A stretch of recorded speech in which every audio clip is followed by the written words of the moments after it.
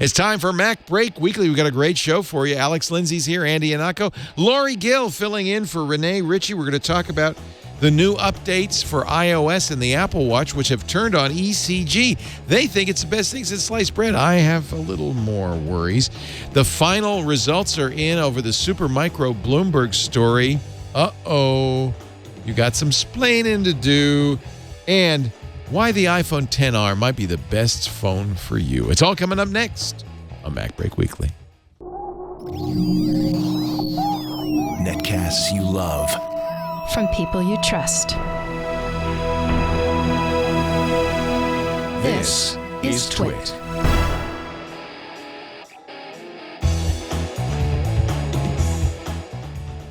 This is MacBreak Weekly, episode 640, recorded Tuesday, December 11th, 2018. Fruit Company Adjacent. MacBreak Weekly is brought to you by Gazelle, the online marketplace for buying and selling used devices. Shop from a variety of certified pre-owned electronics or trade one in for cash. Give new life to a used device at gazelle.com today. And by Privacy.com. Stop using the same card number everywhere. Use Privacy virtual cards and get a $5 credit off your first purchase. Learn more and sign up in under a minute with your debit or checking account at privacy.com/MacBreak.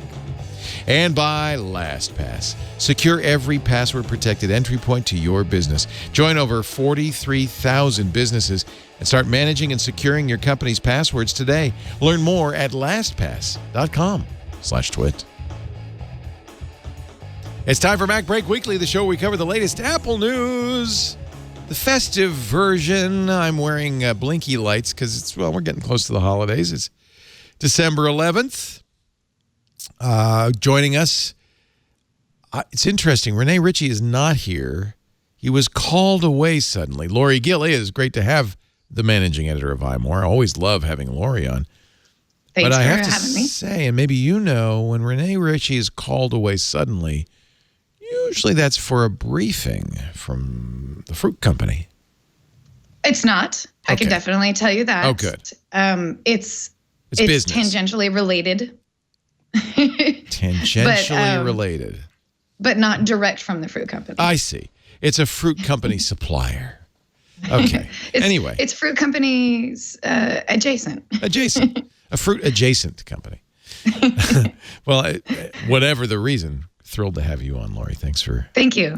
I love it when he has to go off and do things because I get to join you. So do we. Yay. And Ihnatko's also here from the beautiful WGBH in Boston, Boston Public Radio, and Ihnatko.com. Hello, Andrew. Hello. And yes, I actually had this thought yesterday when I'm on my Instagram and I see that there's another picture of Renee's watch of a flight that involves going to New York. And my first You had the same thought, right?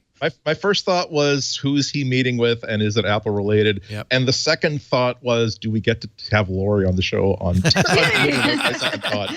Oh, that's great. Everybody's happy about that. That's awesome. I feel so special. Also, from the nation's capital, home of the smoking gun, Alex Lindsay of the Pixel Corps. And it looks like you're in a beautiful winter wonderland today. Yeah, I'm just trying to get into the mood, so I'm not known for being a Christmas person. So every day, every week, I'm trying to find some new Christmassy kind of feel.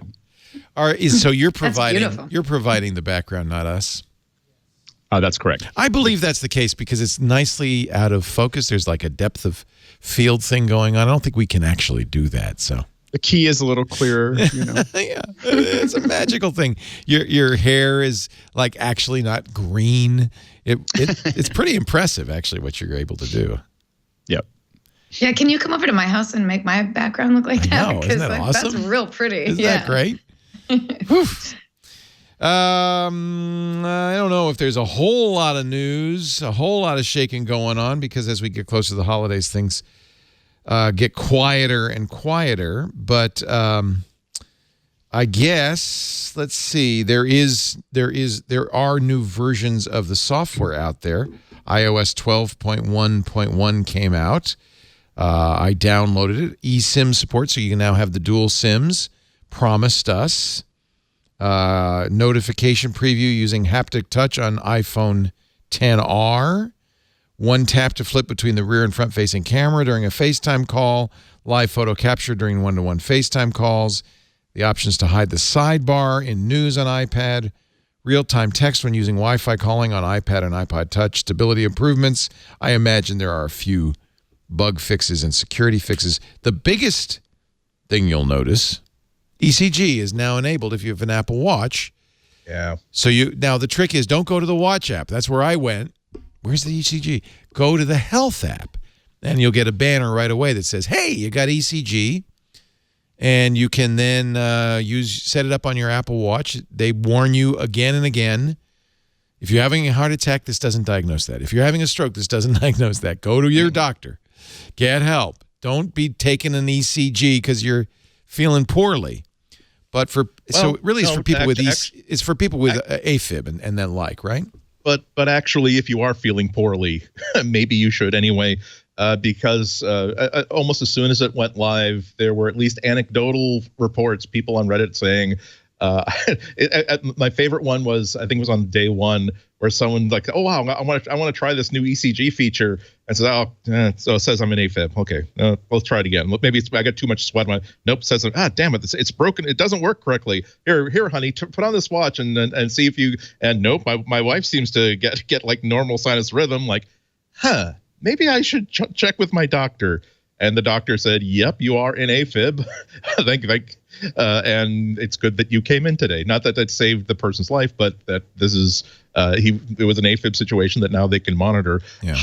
That's a really cool anecdotal story, and they're coming in by the dozens. However, that said, I have to go back to what I was looking into when this feature was first announced, that there have been 2-year studies of people with medical grade, like prescription grade body ECG monitors, and they were not able to find any sort of link between the people with AFib who are wearing a daily monitor and people who are not wearing the daily monitor, that it managed to prevent heart attack or prevent stroke or prevent any of the things you're hoping to get.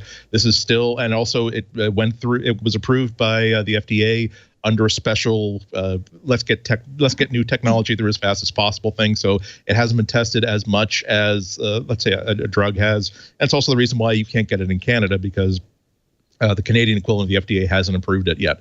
So, but still very, very interesting if it makes people more aware of their health and it gives them something active to do. And if what these people are saying that their doctors told them, it's good that you came in, you were an AFib, and now they have a situation they can actually monitor. Good. Andy, I think that you've got something specific. You said that it makes us more aware of our health, and I think that's what this ECG monitor is the benefit of it. Just like you're saying, there's no evidence that it would be more beneficial than just going to your doctor. But I think there might be a lot of people out there who they might be sitting around thinking, I think that there's something wrong with my heart, and then they use this ECG monitor, and it comes up as not AFib. I think that could maybe calm some fears about whether or not you have something wrong with your heart, instead of constantly going to the doctor because your heart paced randomly for no reason. You can kind of test that on your Apple Watch and kind of think, so is there anything wrong with me? No, your heart rate is up, but other than that, you're okay. I think in general, you're right that it's a good thing to have to make us all aware. For everyone who wears an Apple Watch, you don't have to get a special medical equipment from your doctor that you have to wear around on you all the time. It's just this thing that you already use with everything else that you do in life, and you can kind of use it to help you just be aware of your heart. Yeah, I think a lot of times we say internally that you don't measure what matters. What you measure becomes what matters. And so I think that what's interesting about the watch is that you're constantly, I find myself paying a lot more attention to how much I'm walking, how much I'm active, how many calories I'm burning, and now I have this little toy called the ECG. I see it as a toy, but I like doing it. It's a fun it's a fun little graph, and maybe that'll bring something up. I think that one of the things that's really interesting is that we are massively increasing the sample rate. So while we haven't seen a lot of correlation in the past, we may see a different set of correlations when we increase a sample rate from hundreds or thousands to millions. We may see, even if it makes a difference for a handful of people, it was worth it. And it's a really cool little. If you haven't done it yet, if you have the watch, it's just fun to watch it. Okay, I'm going to now poo-poo everything you all just said. You're wrong. It's actually very dangerous to once again. It is not a good idea if you're having a heart attack to check your Apple Watch. There is direct correlation between. I think you're hold on. Let me finish. No, I'm not. Let me finish. Let me also point you to this article on Medium. I'm a heart doctor. Here's why I'm wary of the new Apple Watch. Screening for atrial fibrillation in healthy people just doesn't make sense. There's also the larger fee. You're going to see all these stories, and Apple's going to pump this up, that it's saving lives. What it doesn't tell you is the person who died because he was having a heart attack and then went to his watch because he didn't post it on Reddit. If you're having a heart attack or a stroke, this is no benefit at all, and you should not check your freaking watch. And so the Apple says this over and over. This doesn't diagnose heart attacks and stroke. This does, but people are still going to do it. The second issue, and this is the issue John Mandrola raises, and he raised this. This came out in September. We talked about it then, but I just want to reiterate it. That the problem, he says, as a heart doctor, my opinion is, if you think an Apple Watch is nifty, buy one, but do not buy it for your health. It will not improve your health, and it could bring you harm. In particular, the problem is that even with a 12-lead electrocardiogram, there are significant, about 10% false positives. So that means 10% of the people with real ECGs are going to either think they're sick or get treatment for sickness, which they shouldn't get, which is actually dangerous. This is going to cause a lot of people saying, oh, I'm running to the doctor, because it's not a 12-lead, it's a 2-lead, which is less accurate. I think where this is indicated for, and there is a great product from AliveCor called Cardia that does exactly the same thing, a 2-lead ECG that ties to your iPhone. If you have already been diagnosed with AFib, this makes a lot of sense. So does the Cardia, because that'll give your doctor additional data points. The risk is a lot of people will increase anxiety, and some people may, in fact, try to treat a heart attack or a stroke and die because instead of seeking real treatment, they thought the Apple Watch was going to help them. I think it's really important. I think Apple's overselling this. I think it's really important to understand the value, the limited value of it, and the risk. And I think it's very common. Doctors say this all the time. These there's full body scans and stuff out there, and the risk is that people healthy people are getting tested. When you endeavor to make healthy people healthier, he says, you always risk making them worse. Not 100%. Many people get benefit. Probably nobody on this panel will get any problem from this. It's just, please don't think this is medical grade anything. And you're right about that. There is a risk involved in sort of implying that this is somehow beneficial when it's to healthy people. It's not. It's nothing to people that are healthy. And it you're has the risk of people getting freaked out, and if you're a hypochondriac, you're going to be measuring your heart rate all the time. And if you're somebody who's like active in the Apple tech world, you know the difference between the two, but the average consumer doesn't necessarily. And if we're presenting too much positive information about this particular feature, and then just an average person who doesn't really know much about it goes out and buys an Apple Watch specifically thinking that it's going to save their life if they have a heart attack, then it was, our job as the tech writers, for example, to make that clear. And if we're not careful, we're not making that clear enough. So you're definitely right about that. It could lead to misinformation, and the general public needs a lot more information about what it can and can't do, instead of just like, isn't this great? And I'm not a doctor. I'm not pretending to be. I just want to pass along this from a heart doctor. Sending hundreds of thousands of wrongly diagnosed people to the doctor scares me, he says. In addition to needless anxiety and costs, this is hazardous because while some doctors will simply reassure the patient, many other doctors will order tests. Since all medical interventions come with risks, many people will suffer harm from unnecessary tests and procedures. Just something to keep in mind. Yeah, that's definitely true. One of the weird things about medicine from the consumer point of view is that doctors continue to insist that they can't treat healthy people for a problem. That when a problem manifests itself, when someone actually starts to have symptoms of something, then you can actually use that data to figure out that something's wrong with them. But you can't really tell someone that it's not useful to say my watch says I'm an AFib, but I feel fine. That's not useful, and that's just more data that'll clutter and analysis, and also, as that other doctor said, kind of force them to put someone through a battery of tests that they might not need, and causing more expense and also more load on a stressed out medical system. The only thing is and so yeah, it is important to keep stressing, especially again, that the fact that you've got even when you're in a controlled study, even when you've been diagnosed with AFib, the fact that you have a sensor with you did not prove that someone had a better treatment and better safety because they were being monitored. However, I think that on the whole, it's important for I think the most important tool that we have as arbiters of our own health is a knowledge of what normal is. That I feel right now, I'm alert, I'm awake, I don't feel any pain anywhere. I'm not aware of the beating of my heart, although I'm aware that it's certainly doing something. My speech does not seem slurred. I'm not stuttering. I'm not stumbling.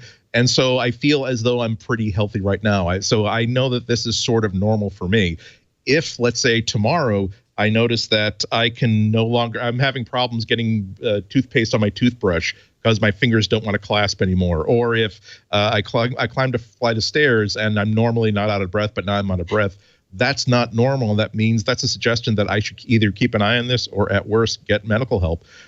Again, speaking broadly, when you have diagnostic tools like this, maybe you will just take a sensor reading just to see what's going on, and you know that okay, this seems normal. This is the normal for me. But when my watch is telling me that my heartbeat is at 140 beats per minute, and I've just been like cooking a roast. I haven't been eating any drugs. I haven't been working out. That's not normal. And after a half hour, when I see that it's not slowly going down, it's actually steadily maintaining, that's another indication that this is not normal process. I should do something. So that's the role of consumer medical stuff. It needs to be really, really carefully regulated. It needs to be explained also really, really carefully. But the big goal should always be to help this person have better awareness of what is normal for them and when something is suddenly abnormal. Yeah, the difference between this and the cardia is something that if you've already had diagnosis of AFib, like Jeff Jarvis of This Week in Google has had, he thinks that's a really great thing because if the AFib is sometimes symptomless. I suppose, there will be more and more stories about people whose lives were saved by the Apple Watch. That's all great. But it's just... I think we need to be cautious, and it's our job not to be part of the Apple hype machine, but to say, hey, this doesn't treat a heart attack, this doesn't treat a stroke. If you have other symptoms, you should consult your doctor. If you think you have AFib, you should consult your doctor and not trust the watch to do the diagnosis. Go get a real ECG. It's important to get to the hospital if you've got arterial fibrillation. But I get heart rate warnings every time I watch a Steeler game. Yeah, I think people understand that the high heart rate warning and the low heart rate warning, understand what that is. The ECG sounds more medical. Yeah, it makes a great graph though. Like if you're a graphic artist and you want. It also makes great stories on tech blogs, and so you're going to see all the people whose lives were saved. But that's only part of the story, I guess. I don't know. If you're my age, you should probably ask your doctor before trusting it. Atrial fibrillation. Thank you, Bramster. I can never say that. AFib is easier to say. Fibrillation. Fibrillation. Yeah, atrial is much easier to say. Yeah. Before you change subjects about the update, I do want to point out one tiny little update that I think went completely unnoticed. When iOS 12 first launched, Apple removed live photos from FaceTime. Right. It's back. That's one of the live photo capture during one-to-one FaceTime calls. So you can't do it in group calls, which I'm not sure how you could do it in group calls anyway. So one-to-one FaceTime, you have live photos back. So I just wanted to point that out for anybody who liked that feature. It's back. Well, and there was a feature I used all the time, which was the double tap to flip it around. Because I'm talking to my mom, and I want to show her the Christmas tree. And you have to go into the settings. Now you can. That double tap is back too, and that was very useful. They took that out too. I'm not sure what happened. It's probably just like a update design. Let's get it out later. Right. So maybe they rewrote. I don't know. Yeah. Yeah, and I don't want to be too negative, but I just know that I can't be too negative because there will be tons of stories like this Reddit story of people whose lives were saved. His doctor said, you should buy Apple stock because I think they saved your life. Oh, yeah, no. You're going to see those. That's bus ad sort of material, and that's when... Yeah. I will say I'm glad you're wearing the flashing lights because that did take like sort of the dark edge off of this conversation.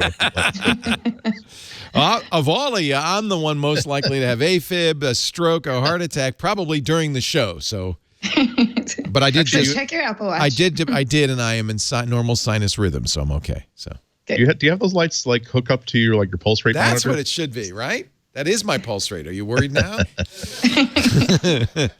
For those listening, I'm wearing a listener sent us these, and I wore them for iOS today, and I couldn't take them off. It's a lovely Statue of Liberty style tiara of old-timey colored Christmas bulbs that are powered blinking by flashing LEDs. Although apparently they have various rhythms. If you're epileptic, I apologize for what I'm about to do. There you go. That's the fast flash. I kind of like the slow blinking. And then I also have a necklace of the same. But I think these are LEDs, Andy. I think they just look like the old school lights. Yeah, no, but in the 90s, I built like a ring of like holiday lights for my hat, and I wanted them to be actually visible, like when there's lights on in the room. And the only way to do that was with like 12-volt turn signal bulbs. and a giant battery pack in your pocket, right? Because you're not joking. I programmed like a PIC controller in the crown of my hat so that they could flash through. And then there was literally like a little like lead acid motorcycle battery in a bag that. Because it was a way to like go to Christmas parties and people would ask about the hat and I wouldn't have to talk about myself. Aww. It's a very nerd solution that maybe they'll ask me about technology as opposed to, so that's quite a look you've got going with the pants and the shoes and that jacket. I got to show you the jacket Megan had. We did our iOS Today gift guide earlier today. You can see it on our iOS Today show. And Megan had a jacket with LED filaments, fiber optic filaments in the jacket.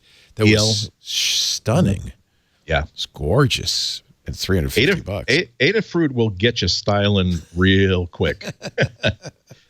It's amazing what we can do now. Get a Gemma controller, download a sketch, and boy, will you look super cool. 3D print your clothing from now on.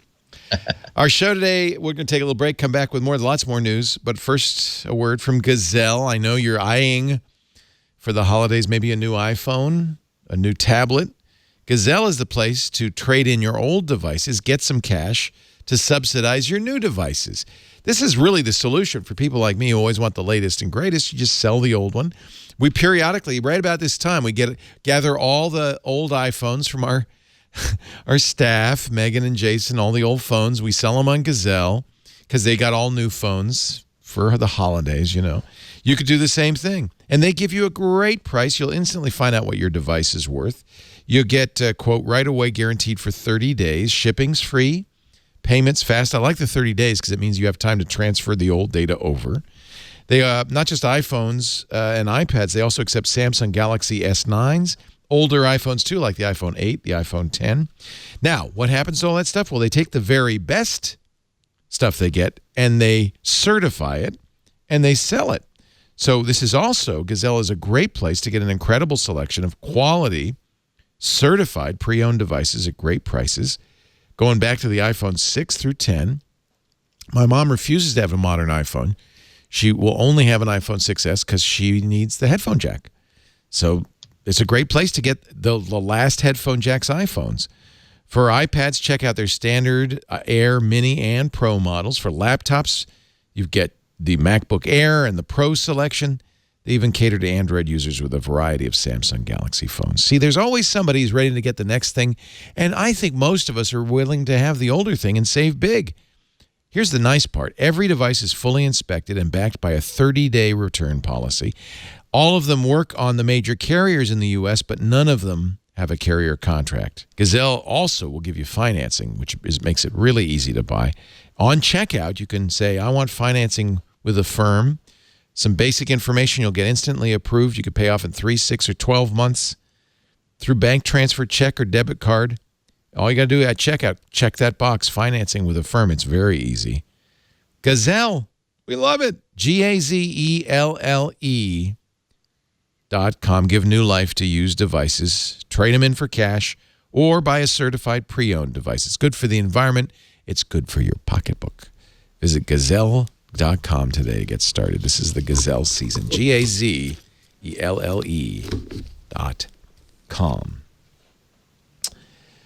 I like the iPhone XR. And you know what? There's some good news about the XR. One of the things there are two things you give up.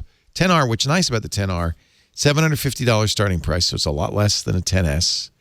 Size, I think, is kind of the sweet spot in between the 10S, and XS Max, kind of in between. But you have an LCD screen, not an OLED screen. It doesn't bother me. That's a great screen. And you only get one lens. Well, the tests are in, and it's the best single lens phone yet.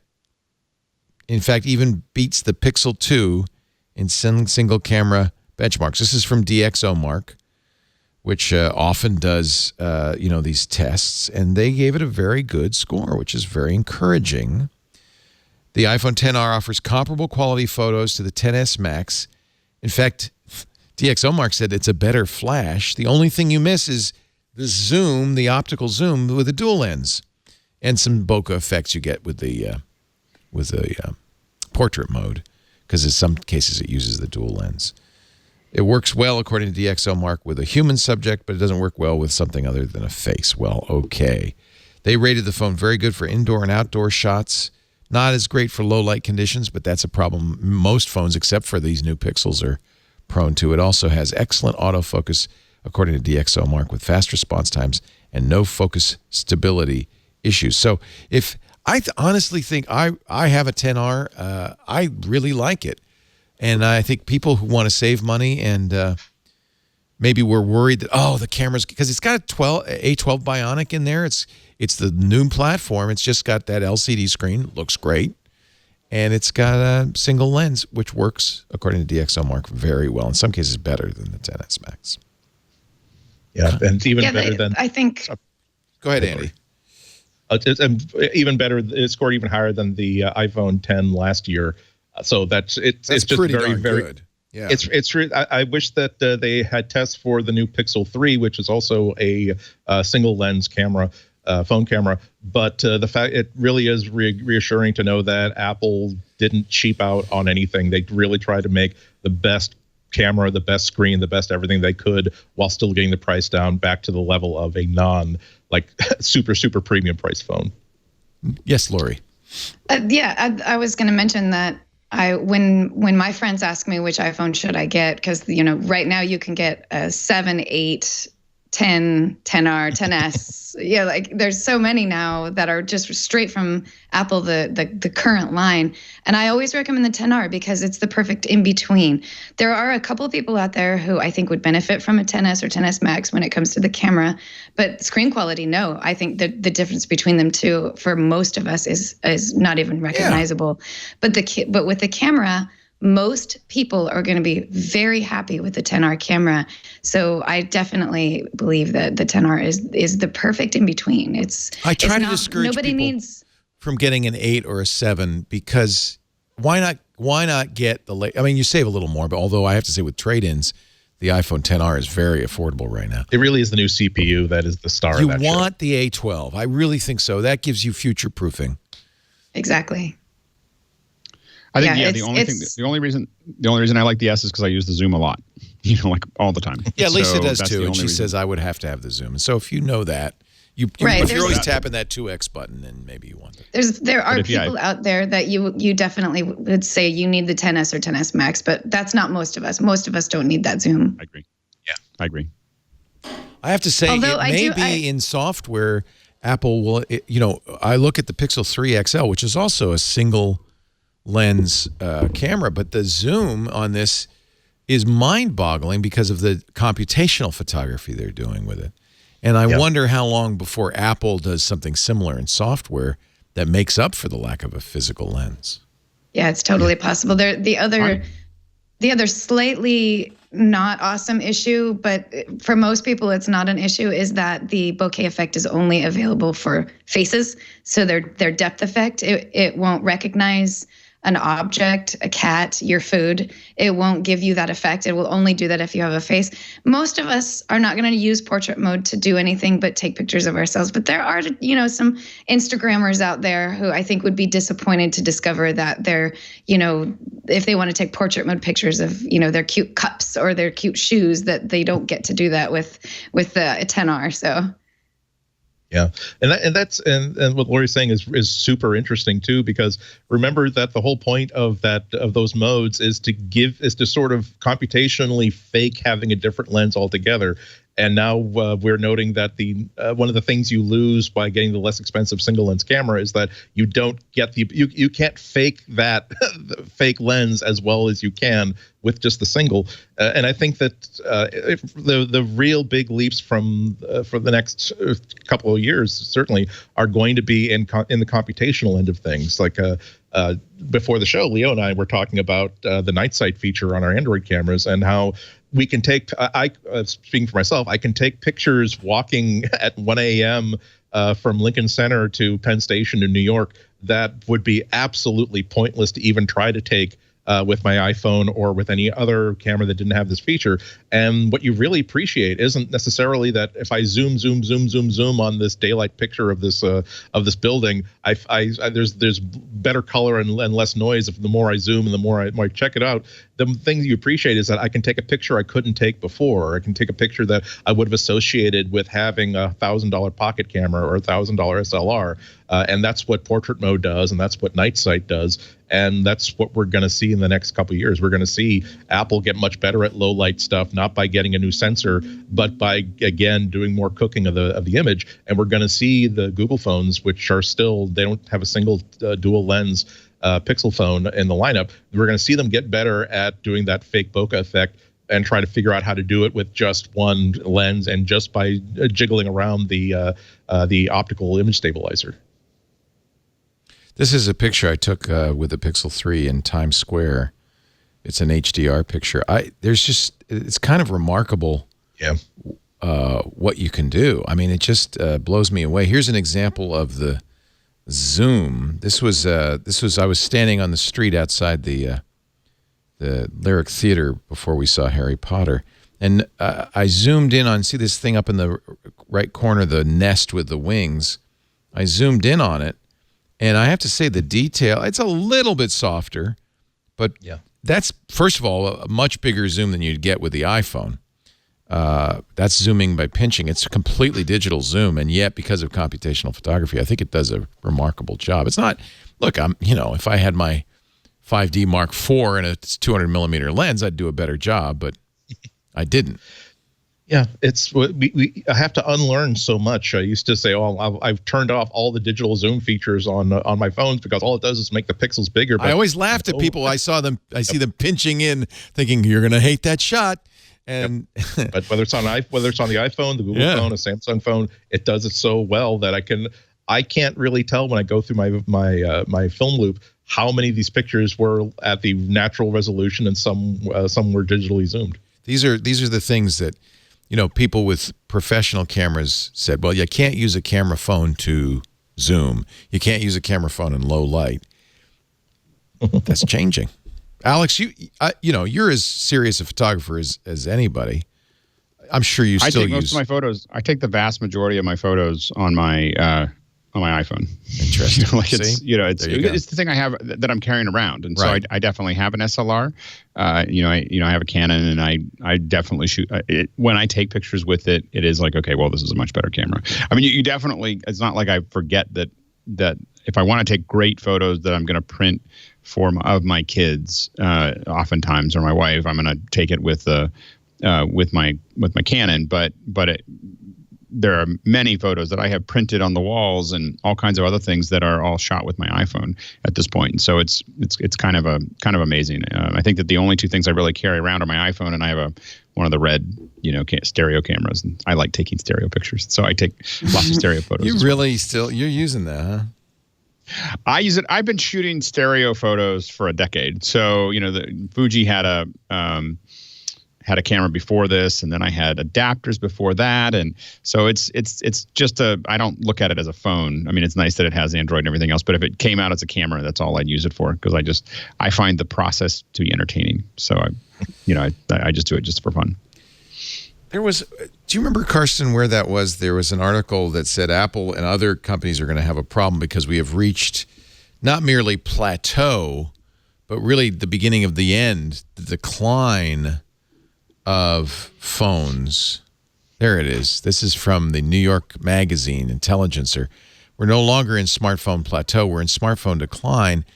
And what he's pointing out is not only is it hard to find a feature in a new phone that will make people say, oh, this is much better. I mean, between 2007, when the iPhone first came out, and say 2012, there were massive improvements consistently. Year after year, and there really was an incentive to buy. He says now people really are sticking. We've got people in the chat room saying, look at this. They're sticking with their old phone. We got people in the chat room saying, that SE is still pretty good. Why would you buy anything more than an iPhone 7? And, despite all what we're saying, normal people are not seeing the benefit of upgrading. We're kind of in a point now where people are repairing rather than replacing. He likens it to the car industry, where it just made sense for people to repair their car, not to buy a new car. And I'm not sure I completely disagree with that. I think it's going to be a challenge. Apple already knows this. One of Apple's solutions is to increase the cost of the phone. So to make up for a fall in unit sales by an increase in revenue by increasing the cost, but that's going to backfire in the long run, as people are going to say, well, boy, I'm not, I don't want to buy a phone that's over $1,000. Yeah. I do think that we'll probably see a super cycle in 3 or 4 years. Right now, 5G I don't think is a big deal, but we've had the opportunity to work on some tests, and we think that 5G is going to be a big deal in 3 or 4 years, but it'll take that long, and then everyone's going to want to upgrade to get. Well, what will that feature be, do you think? Well, I think that there's going to be a lot of things you can do with your phone at venues and at just walking around the street. The low latency opens up a lot of possibilities. Right now, we can't do a lot of things with the phones because it's not so much the bandwidth, but the latency is really long, so it's way behind all the time, and that latency is going to go away, mostly in urban areas, and again in areas where there's a high concentration of venues or a high concentration of traffic where they end up supporting those things. I think that's going to happen. Also, I think that we are going to get to a point where in 3 to 5 years we have 5G getting rid of Wi-Fi. Like at home, you're not going to Comcast is going to come through and say you don't need a router, you're just going to be on 5G, and then what happens is you're not jumping from Wi-Fi to Wi-Fi. You're just on 5G. So when you leave, when you're there, for the folks in the city, it'll stay on 5G. For folks in the country, you'll be in 5G in certain areas. So it'll 5G will be a all big depend. Deal. Yeah. Apple says, according to the Ming-Chi Kuo, Apple's not going to do 5G at least for 2 more years. Which I think makes sense. I don't think that there's any good reason to do that. I think that it's going to take a long time for this rollout to happen, and it is a little bit of a chicken or egg thing because you can't get people to upgrade their phones that support 5G until there's enough places to do it. And Verizon is kind of using a non-standard screwy 5G because they want to be out there first, but there's a good argument for doing that so that you can get people thinking about it. But back to your original point. I mean, I still have my Pixel 1, which I bought when it was already out for a year because I got a good deal on it. I kind of planned on getting a new phone this year because, hey, it's been 2 years. I'm kind of due. But I'll be honest and say that the improvements that Google has made for the phone just in terms of the camera haven't kind of whetted my appetite for. It feels like I've got enough of a new phone right now that the fact that it's working perfectly, it's got plenty of storage, it's fast enough, and I haven't dropped it or damaged it. It's still in perfect shape. means that let's see if we can wait another year for something better to come along. So yeah, it's so hard to impress us anymore, because I think everything you can do with the hardware that solves a problem of mobile phones has pretty much been done, and now it's a case of refinement. So until Apple and Google and Samsung and Microsoft and everybody else come up with a new use for mobile that renders our current phones inadequate, and it's so good that I wouldn't want to be without it, I think that it is going to be a problem of getting people to buy new phones. They probably have to start making phones with certain water-soluble components of it just to make sure the damn things wear out. Well, I think that also, I think that a lot of them, I think folks are thinking about whether phones are going to be the future anyway. So, I mean, when we talk about wearables, I probably spend more time, I'm starting to get to, I don't spend more time looking at my watch, but I spend more time conscious of it than I was before, and, you know, kind of managing things through it. And of course, we're going to have AR glasses in the next 2 or 3 years from a variety of, there's people already releasing them, but there'll be more of those. And so the question is really, you know, how much more, I think our screen time is also going on the phones is going to reduce as some of the wearables start to become a little bit more transparent. Yeah, I think this hit me a couple of years ago when I said, God, I don't want to buy any more phones. And Lisa said, you have to, because you have to review them. And so per force, we get the new phones. But honestly, there's not a lot of reason to get a new phone. My mom, who has a 6S, as I said, just got a new battery from Apple. You know, that deal runs out at the end of the year for $39. I keep saying, and I would give her a new phone. She says, no, this has a headphone jack. I love my iPhone 6S. And now that she has a new battery, there's no reason for her to upgrade. So it's become that kind of market. A lot of my friends are like that. Yeah.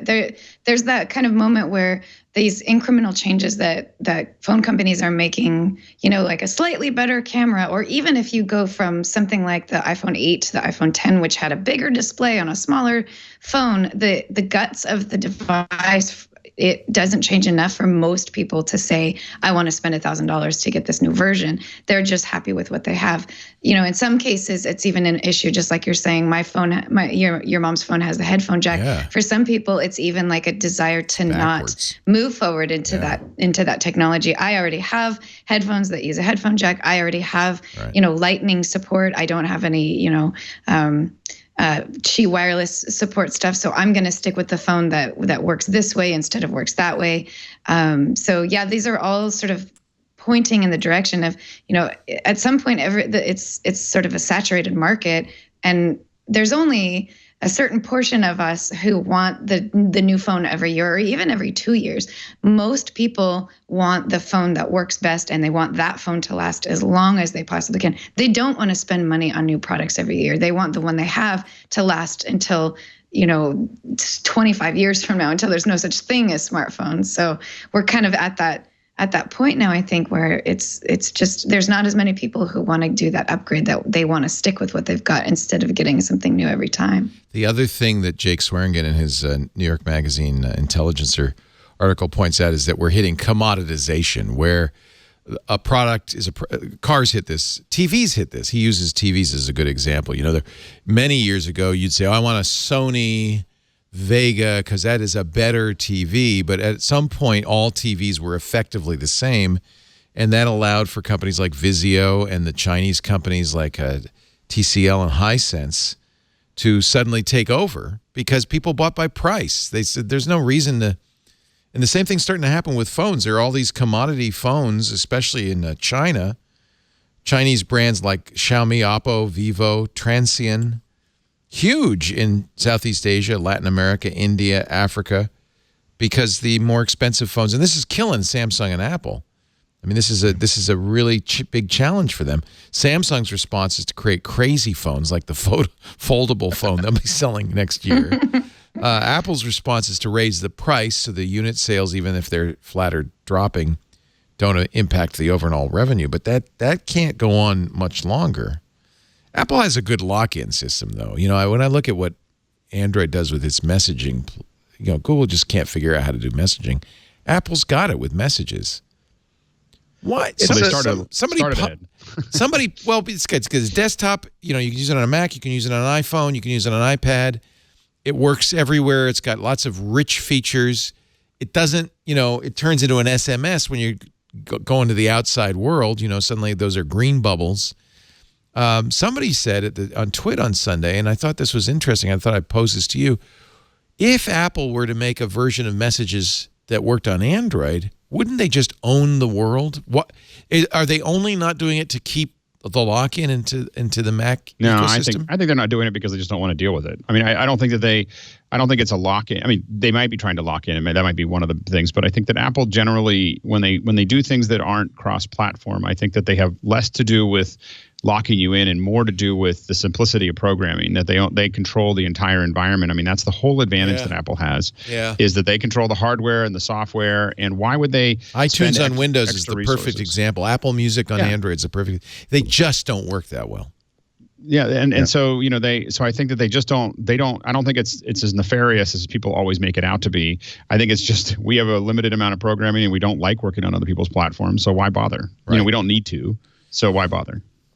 I think the big deal is that if Apple had a product or service that they felt as though they could extend and make more successful by reaching out to Android users, I think they do it. If they had a goal for Apple Pay to make it like on the level of PayPal, where it's just the standard that everybody's going to use to move money from one place to another, they would want to have a version of Messages so that people could PayPal each other money, Apple Pay each other money, no matter what kind of phones they had. But they just don't have that kind of ambition. And as Alex says, it's really, really expensive to support multiple platforms. It's such a pain in the butt. It's hard enough just to add one feature to an app that's already on your platform. Or to support an app that's one step out of date that's on your own platform. Imagine creating a new version of Messages for Android, given how much trouble that Messages at least causes me on iOS, where undelivered messages and confusion about how I moved from one phone to another, and now my new phone is not getting this stuff. So yeah, if Apple I don't think Apple has a really good reason or a really good motivation to do it, and they're not going to do it just to say that, hey, look, look how far our influence is, look how far our reach is. Well, and the penetration for the new operating system is what, 75% on the Apple, and it's just completely fragmented on Android, and so it's not just supporting another platform; it's supporting 10 other platforms to make it all work. Yeah. And I learned a lot about this when we built an app called Conduit. It's now Pixel Conduit, and it was we worked on it, and there was a Windows version for about 10 seconds. We built one and released it, and it's just you're now supporting 25 platforms. Like that we had to make sure that it worked on, whereas on the Mac we didn't have to do that, and it was a really important lesson for me on not making it more complex, because we weren't getting significantly more sales. We were just getting a lot more customer support. Yeah, it's nice to be in Apple's position where you're making so much money that a business opportunity like that, you could just have the discipline, and there's where Apple really excels, to say, yeah, we could do it. We could make more money, but we're not going to. We're going to have some discipline here and focus, stick to our knitting. It's really the users that want it, to be honest with you, because Google just can't seem to figure out its messaging platform. I would use iMessages everywhere if I could. I don't know. I mean, I think a lot of Mac users who have lots of Apple using friends, when you see the green bubble, you're just like, yeah, you feel like your wings have been clipped in this conversation. Bubble land. It gets so much worse when you have a friend who actually still doesn't have a smartphone, which I have a friend who still doesn't have a smartphone. Those conversations are awful when you have to do group threads, and there's one person, when they respond, it looks like it's only going to you.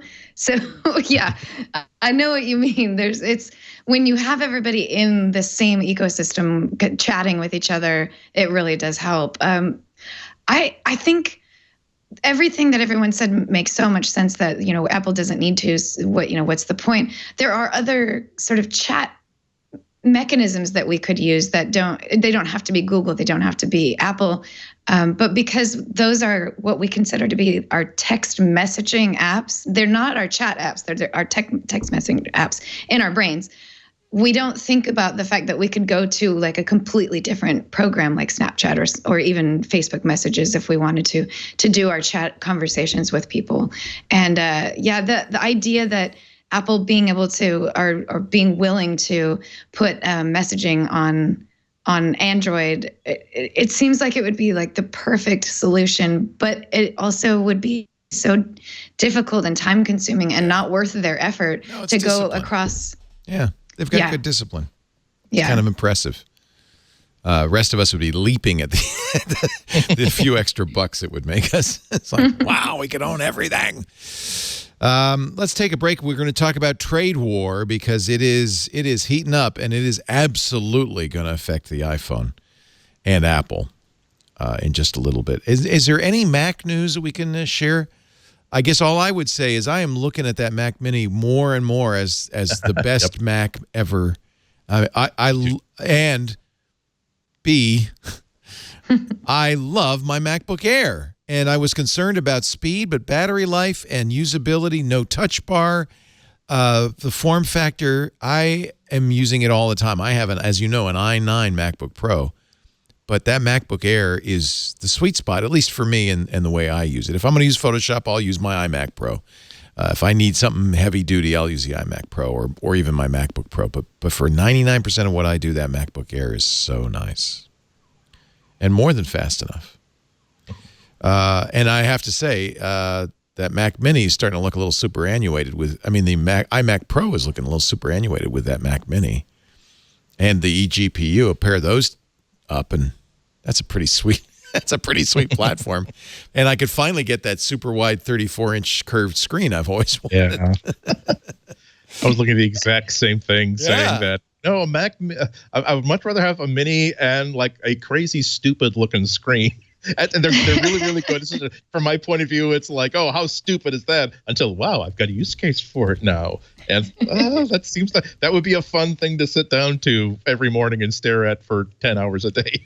These, I don't know if people are aware of these. This is like this Samsung CF791. These are 34 inches. And the thing is, essentially, I have that set up, but it's 3 monitors with bezels. So it essentially would eliminate the bezels. The problem is I have an iMac, and so there's, I can't do that, but you sure could do it with, look at these. They're silly looking, aren't they? But, and they're not expensive. They're less than the LG Ultrafine.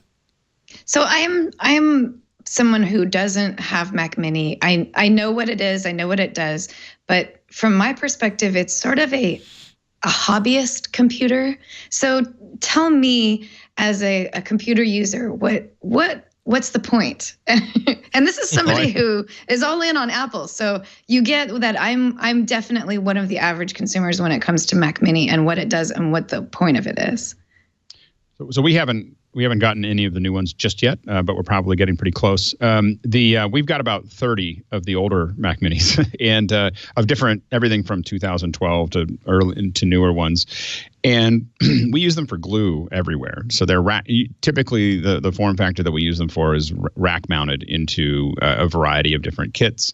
I don't know how many people really have them sitting on their desk, but the little Sonnet rack mounts we have them everywhere. And we use them for, again, glue. I need scopes. I need some extra information. I need to manage logins. I need to, we don't depend on them that heavily, for anything graphics heavy, because the graphics processors are horrible. And but outside of that, they have been, probably one of the most used computers that we have, because we can just kind of put them everywhere and then pipe them into whatever else we're doing. And I think that's a way a lot of professionals are using them. I don't know if they're really a heavy consumer. Well, but to answer Lory's, hobbyist thing, no. If you put a 6-core i7 in there, which you can, and you add the eGPU, which gives it credible graphics performance, especially if you use, one of the third-party eGPUs, which can really have a real graphics card in there, that's as fast as an iMac, probably as fast as an iMac Pro, considerably less, and it gives you the option of, this is the one I want, the Samsung 49-inch monitor. So I don't think I have a table in my house that could fit that. Well, and Leo, one of the things I'm looking at doing is three of those side by side for 180 degrees. You could go all the way around. That sounds really fun. But see, I have 3 monitors, but again, the bezels screw it up. If it would be the same amount of screen real estate in one monitor, that's awesome.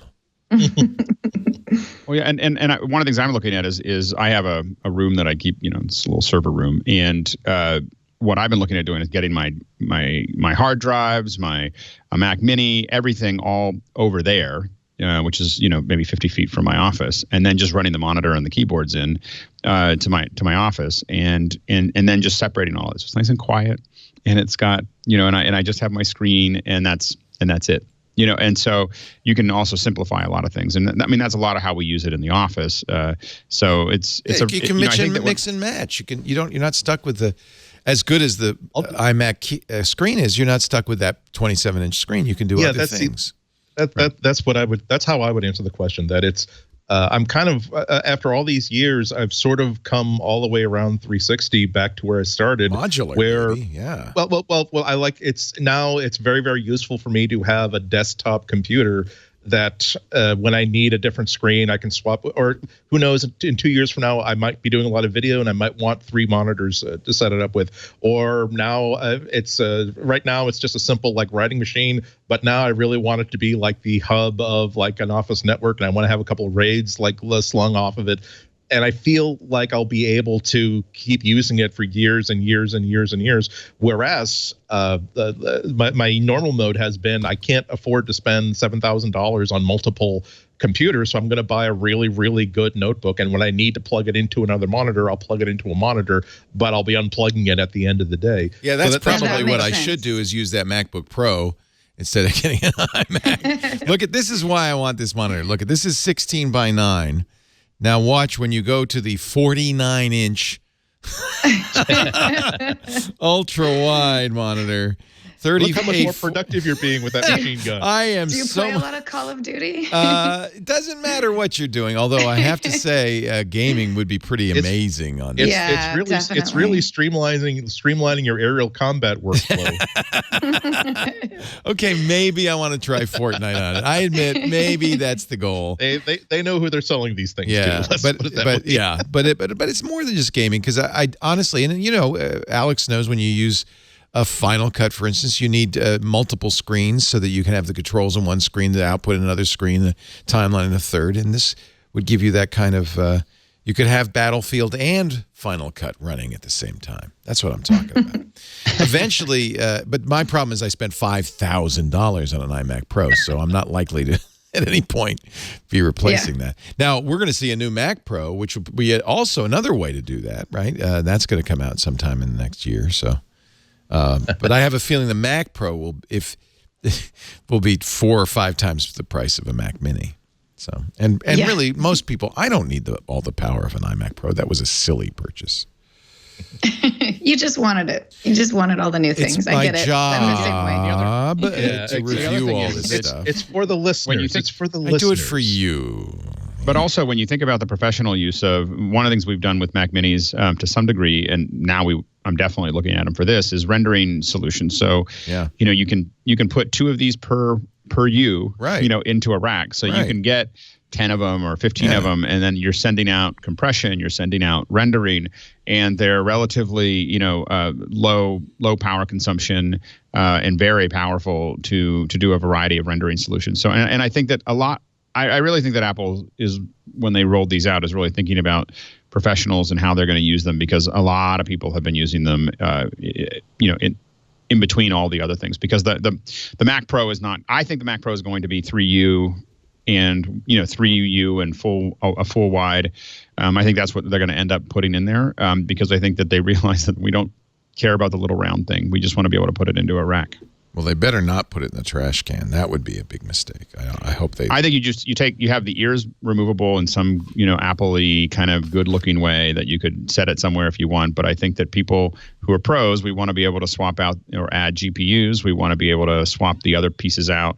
We want it to be highly modular. We want it to be rackable. And I think that is a more likely output. Maybe not 3U, maybe it's 1U or 2U. But I think that Apple might move more that direction. I think they went down the path of the round thing. Yeah. But it's just not. Would you not welcome a cheese grater? I still have some cheese graters. I love the cheese graters. I'd love it. Yeah, it's great. They were so easy to add drives to. They had so much space. They were really. Yeah, I love it. Yeah. Well, yeah, that's exactly. I mean, just that.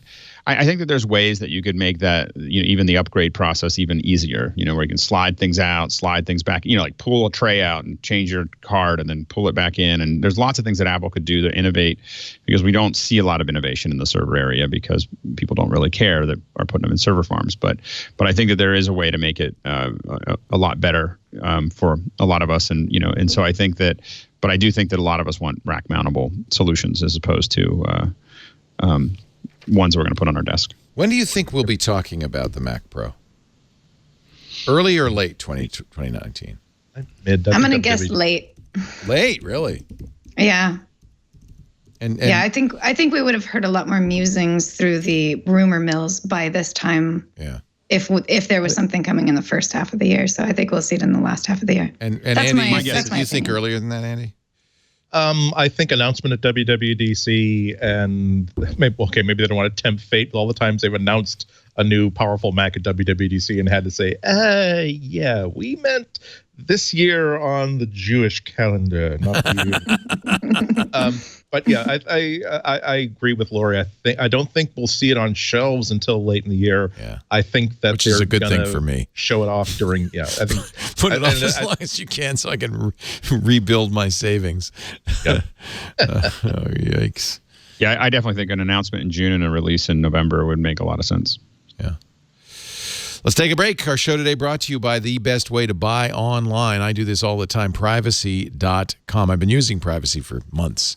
It is a virtual Visa card.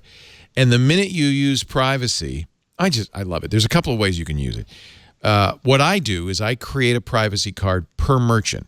So the minute the merchant uses that card, it's locked into that merchant. I could show you the credit card number. It wouldn't matter because unless you're Verizon or Hulu or Medium or one of the many people I use credit cards for online or Amazon, you can't use it. I can also set a spending limit, which keeps people from stealing from me. I can freeze and unfreeze cards, so never again do I have to worry about an online subscription going on for too long. I love Privacy. It is so awesome. Watch how easy it is. Now, you attach Privacy to your checking account or to your debit card. So this isn't a charge card. It is immediately taken out of your checking account or your debit card. But to me, that's fine. I don't actually like to pay 19% interest on my purchases. It goes out right away, which is fine. It's 100% free to use because they make their money, as all credit cards do, from the merchant. In fact, they make so much money, they even can give you up to 5% cash back. The more you use it, the more you make. You'll also know sometimes before the merchant knows if they've been hacked because you'll get notifications if a hacker tries to use the card elsewhere. So if I use a card, let's say, I don't know, I'll use as Amazon as an example, and suddenly I see a charge coming through from somewhere else on that same card, first of all, it'll be declined because it's locked to Amazon. But second, I'll know, somebody got the credit card from Amazon. That's amazing. I would think you would know faster than the merchant themselves that they've been hacked. You'll get a decline email or a push notification or both if the hacker tries to use the card elsewhere or the card goes over the limit. I love using limits. I just set up a Verizon account for the iPhone XR, and I set a limit on it. I'm on the line with the representative, and she put the charge through. She said it was declined. I said, well, what did you charge? And it was just over the limit. I said, oh, wait a minute, hold on. I moved the slider to the right a little bit. Said, now charge it. She said, oh, I went through. She said, you have control of that now? I said, real-time control, yes. And I can turn it back down if I want. It's awesome. You want this. In fact, I told her I'm using privacy.com. I said, Eugenia, you should be doing this. Anytime you're using a credit card online, especially. Privacy.com. They have a Chrome plugin. You can generate cards in the browser. They have a website. It's very easy to create new credit cards. The expiration date is always 5 years out, so you don't really have to think about it or worry about it. You've got 5 years to keep using that card. But as I said, you can pause or freeze it anytime you want, so you never get a subscription that just goes on forever and ever. You just turn off the card. It also, you can use any address and zip code you want. So you get real privacy here because the merchant's not getting your real address or real zip code. Privacy.com will approve it even if, they don't care. Basically, it is absolutely as secure as a real credit card, PCI DSS compliant, same security standards as your bank. They encrypt all your information using split key crypto. Partial keys are held by separate employees. I mean, they really pay attention to all of this stuff. There's a webhook API if you want, so you can access transaction data in your app. Two-factor authentication, of course I use that. Now, bad news, only available in the U.S. Sorry, Canada. Sorry to all our listeners outside the U.S. But the good news is it's 100% free to use. It costs you nothing. Privacy.com has saved customers over $100 million in unwanted and unauthorized charges due to compromised cards, hidden fees, forgotten subscriptions. Never worry about it again. Protect your privacy and your money. Virtual cards from privacy.com. I should have told Eugenia to go to privacy.com/MacBreak because she would have got $5 off her first purchase. But she was, how did you do that? Eugenia, you got to use this. Privacy.com/MacBreak. All of you do. I love it so much. I tell everybody. Privacy.com/MacBreak. $5. Just, a little thank you for using the MacBreak offer code. Privacy.com/MacBreak. $5 off your first purchase. But trust me, this will save you so much money in the long run. And it's so, I feel good using it. I have dozens of privacy cards now. And they just can't be used anywhere but that one merchant. That's fantastic. And I could turn them off anytime. Privacy.com/MacBreak. Let's see here. So China has, I think this has to do more with the battle back and forth with Huawei and the tariffs. But China has ruled in favor of Qualcomm's patents. This happened yesterday. And they've blocked sale and import of the iPhone 6S, 6S Plus, 7, 7 Plus, iPhone 8, 8 Plus, and iPhone 10 in China. Doesn't, I guess, impact the most recent iPhones. I'm not sure why. But this is going to be the new reality for every company that does business in China and any company that imports products from China. I'm a big fan of e-bikes now. I've kind of got the e-bike religion. And I've been waiting for an e-bike from Lithium Cycles, the Super 73. They sent out a note saying, thanks to the 25% tariffs on e-bike motors imported from China, we had to move all of our manufacture offshore because we just got a shipment that would have cost us $300,000 in tariffs. So we transshipped it to Germany, and that's going to delay your bike a little bit because we now have to assemble it in Germany. These tariffs are going to impact everybody.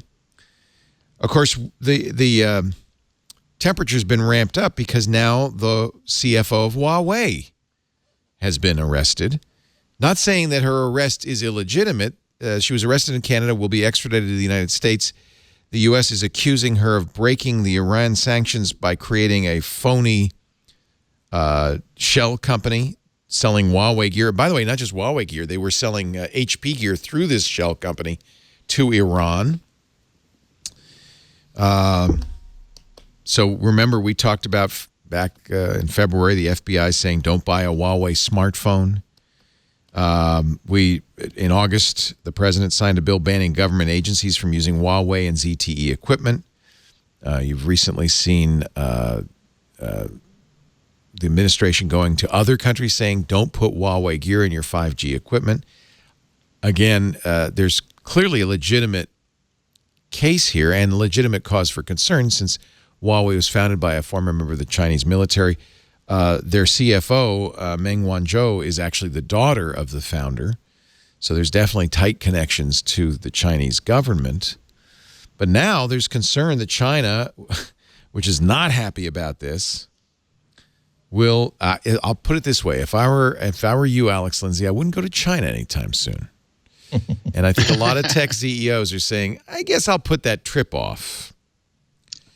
Yeah, this could actually end up damaging the situation for China more than I think we think. I think most of the people will say that this is not it hurts the tariffs hurt the United States in many ways more than China. But I think that there is chance that China gets damaged very badly here, because you have a lot of companies that are starting to make choices. Foxconn is looking at opening up iPhone manufacturing in Vietnam.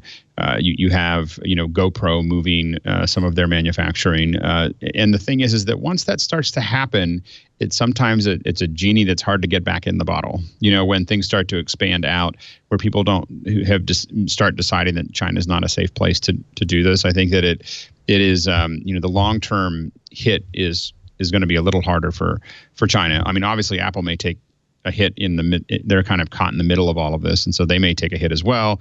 Huawei is taking a huge hit. I mean, I think that there is so much concern about the security protocols related to China. I think that China really looked at 5G as something they're going to expand all over the world using Huawei technology, and now country after country is starting to shut them out for security concerns, which are probably valid. Canadian telecoms are removing Huawei gear from their 5G installations. It's going to cost them at least $1 billion. BCE, TELUS, Rogers all use Huawei equipment. Huawei is the #1 manufacturer of 5G gear in the world. They're the #2 phone manufacturer. And I'm not saying there isn't a real cause. I mean, for concern, there's two problems. One, spying. They could, Huawei gear could be used to spy on American companies for industrial espionage. And also the real threat of cyber warfare. They could, maybe there's a kill switch built in. They could throw a kill switch and take our networks off the air. I don't know if there's evidence of that, though. This is the problem. There's a political component to this, and there's a real security component to it. And I don't know how much of one or the other is in play. There have been concerns expressed for quite some time. Yes, this isn't the Huawei back to the Obama era. Yes, so absolutely. It's not a Trump thing. It is a the government. Yeah, concerned about it, that they've found information that worries them. Yeah, it's really, really difficult when you have basically a state-run country as China is. Which is not to say that there are companies in the United States that would not do underhanded things at the behest of our government. But the thing is, they really are. There's a stage at which a company in America can say no, saying we're just not going to be part of that. If they want to do that. In China, there is a limit to how much they can push back before they can continue. They have to decide: do we want to absolutely be ended as a business, or do we want to do exactly as our government tells us to do? What I honestly fear more is just a heightening of tensions between the two countries. When countries trade together, there's a natural tendency towards good relations. When they're not trading together, when people silo, that leads you to less good relations and ultimately war. And so I think there's a larger concern here about than purely economic. And it's getting hot. There are Chinese companies at this point that are telling their employees don't use iPhones, use Huawei phones in solidarity. It's getting hot. And of course, as I just mentioned, China is now blocking all but the most recent iPhones from import. Yeah, but that's the weird thing. It seems as though this isn't a bearded socialist talking. That once you lose the support of wealthy people in your country that think that they will no longer be wealthy if this plan keeps going forward, that's when revolution happens, or that's when factions start to get lots and lots and lots of support. And we might see interesting things happening in the next 5 or 10 years as people who are the first generations of inherited wealth, who feel as though they're entitled to their status, are suddenly looking at the government as not people who enable and engage us and give us these opportunities, but as people who are going to try to take away our wealth from us and take away our power from us. And again, that's when you start to see, if there is no democracy, that's when democracy starts to creep in. And if there is democracy, that is when you start to see the opposite of democracy creep in. I don't see much trend of democracy creeping in anywhere in the world at this point. It seems to be going the opposite direction. And again, if you're not kind of in bed with another country, then there's always the risk that you will be at war with another country. And that's really, to me, I think that's a bigger concern than any economic concern. As Winston Churchill said, talk is always better than war. Yeah. He said jaw, but yeah. Rocket 88, the chat room said, when trade stops crossing borders, soldiers soon do. Apple bought a company called Bedit. Now they've released their new Bedit 3.5-inch or 3.5. I don't know which it is. I guess it's 3.5 sleep monitor. Bedit makes a monitor that goes in the mattress or under the mattress. And the new 3.5 version is available at the Apple Store. $150, a little expensive. Goes under the mattress, and it will work with the Apple Watch. People have wondered why the Apple Watch doesn't have sleep monitoring. Well, this is how Apple's going to do it. They own Bedit. And it actually makes sense because how many people want to wear a watch to bed? You got to charge it sometime. Well, if you got a monitor in the bed, it automatically goes to the watch, and that's nice. This is expensive, though, compared to the Serta sleep monitor, which I use, which is now under $60. And I'm not sure if this is better or not. It measures how much time you spend snoring, sleep time, bedtime, time to fall asleep, time away from bed, wake up time, sleep efficiency, heart rate measurements, highest, lowest, average breathing rate. It has a force sensor, capacitive touch, a humidity sensor, and a temperature sensor. Is that a pee sensor or is that a humidity sensor? Could you clarify? It's a strap like this that you put under the bed. Now I I have the Serta sleep monitors, which are little paddles we put under the pillow. You can have two, one for each person if you're a couple. And then I also wear this Oura ring, which I really like, and I can check my sleep through that. But this is another way to do it. You'll see a heart rate curve, resting heart rate, average breathing rate. I think the snoring thing is interesting. I know it must, detect vibrations? Yeah, I don't know. Total duration of snoring? That's something I would like to know. When I snore, I would like to know it. So, but this is I think more exciting to me than the ECG monitor on the Apple Watch. I agree. This affects more people, doesn't it?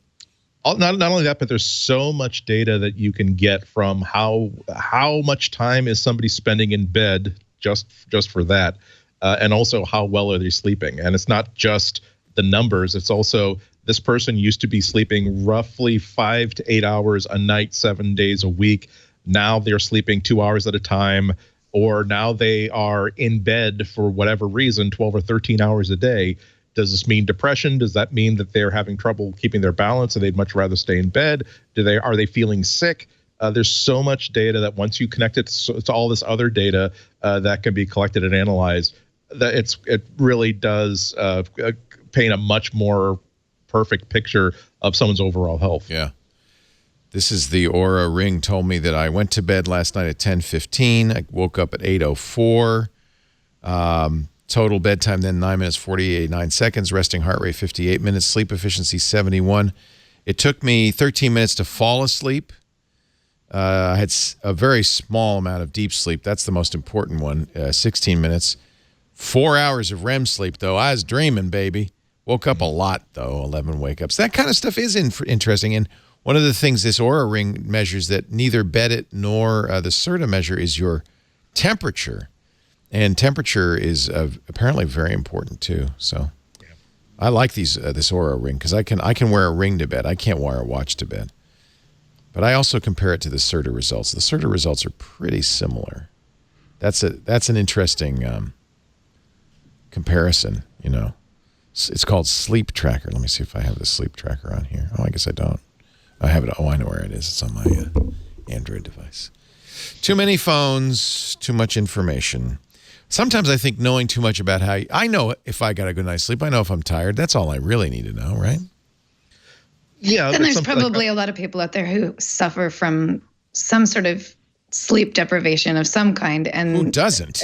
Being able to, not me. I get a great night's sleep most of the time. I'm very lucky. I'm very lucky. But if you find yourself sluggish all the time and you don't realize maybe that you aren't sleeping well, being able to kind of find that out without having to go to a doctor. Although I'm saying the same things about the sleep monitor that I was saying about an ECG monitor, which I understand that whether or not you sleep isn't as dangerous as whether or not you're having a heart attack. But yes. It's the same idea, which is that it's not bad to be able to kind of just find out what your health is, what you're doing, what your body's doing when you sleep. And even like my mom, she now uses sleeping mask. I can't remember the name of it. The kind that gives you, CPAP. it helps you breathe. The CPAP. Yeah. Thank you. Yeah. But she didn't know that she wasn't sleeping well, and she just was like sluggish and just cranky, and physically she felt just kind of like she hurt a lot. Sleep apnea is life-threatening. That actually is something that needs to be treated. So and that was something that after months of talking with doctors, they finally decided to do a sleep study with her. But if you know, this is a circumstance under which you could probably find out, at least you could know early on, oh, it looks like I'm not getting any sleep. Maybe I should go to my doctor right away and tell them specifically, I may not be getting enough sleep. Don't you know from being, just because I'm exhausted, that you're not getting enough sleep? Well, like I said with my mom, she didn't know that's what it was. She didn't know that she wasn't sleeping through the night. She just couldn't figure out why she was tired all the time. She thought, I go to bed at 9 and wake up at 7 or whatever her sleep schedule is, and didn't realize that she actually wasn't sleeping through the night. That she would just wake up at 150 times a night or something like that. She didn't know she was waking up. It was just kind of happening. This is the 50th anniversary of the first demo of a mouse, of menus, of windowing. Doug Engelbart, then a mid-career 43-year-old engineer at the Stanford Research Institute, gave the mother of all demos, December 9th, 1968. If you've never seen his 90-minute-long video, it's well worth seeing. He demonstrates basically all the technologies we now take for granted. He said, if you in your office as an intellectual worker were supplied with a computer display, remember, this is in the day when you didn't have a computer display, backed up by a computer that was alive for you all day and was instantly responsive to every action you had, how much value would you derive from that? Well, I think we know the answer to that now. Pretty amazing. I think the more impressive part about this particular article is the fact that he was inspired by, I'm looking for the date. It was like in 1945. Vannevar Bush's As We Might Think, or as, yes. Yeah. This was an amazing, as we may think, this is an amazing essay that presaged everything that we've seen. He was the director of the Office of Scientific Research and Development. Yeah, this is a very, very famous piece. If you haven't read it, you'll get chills when you read it. Like, this guy knew. And it just puts it into perspective just how important technology really is to us in our minds. We don't know that it's important to us until we already have it, or if we don't have it. But we've been thinking about it since before we had technology, since we were just using telephones and radios and things like that. It's amazing that in such a short period of time in the general lifetime of humanity that we jumped from not even having televisions to having the kind of technology that we have in our pockets. And seeing articles that go all the way back to 1945, which to me seems so long ago, that they were already contemplating this level of technology in our near future. Pretty amazing. Yeah. This is why the only way to predict the future is inadvertently and by making the most ridiculous, absolutely inapplicable assumptions. If let's say that I'm going to give you 90 minutes to give a talk, and I'm going to tell you that imagine that it's 10 years, 20 years from now, and we have the ability to make transparent steel. Go. And then you think, well, of course, that's impossible. But if we had transparent steel, that means that we could basically make light conductors that are structural. That means that we could make it would also be conductive, which means that we could have an electrically conductive and a light conductive material, which means that. And then, well, what do you know? You didn't foresee, you thought that was theoretical that it would be able to do this. But then 20 years later, someone can actually do this.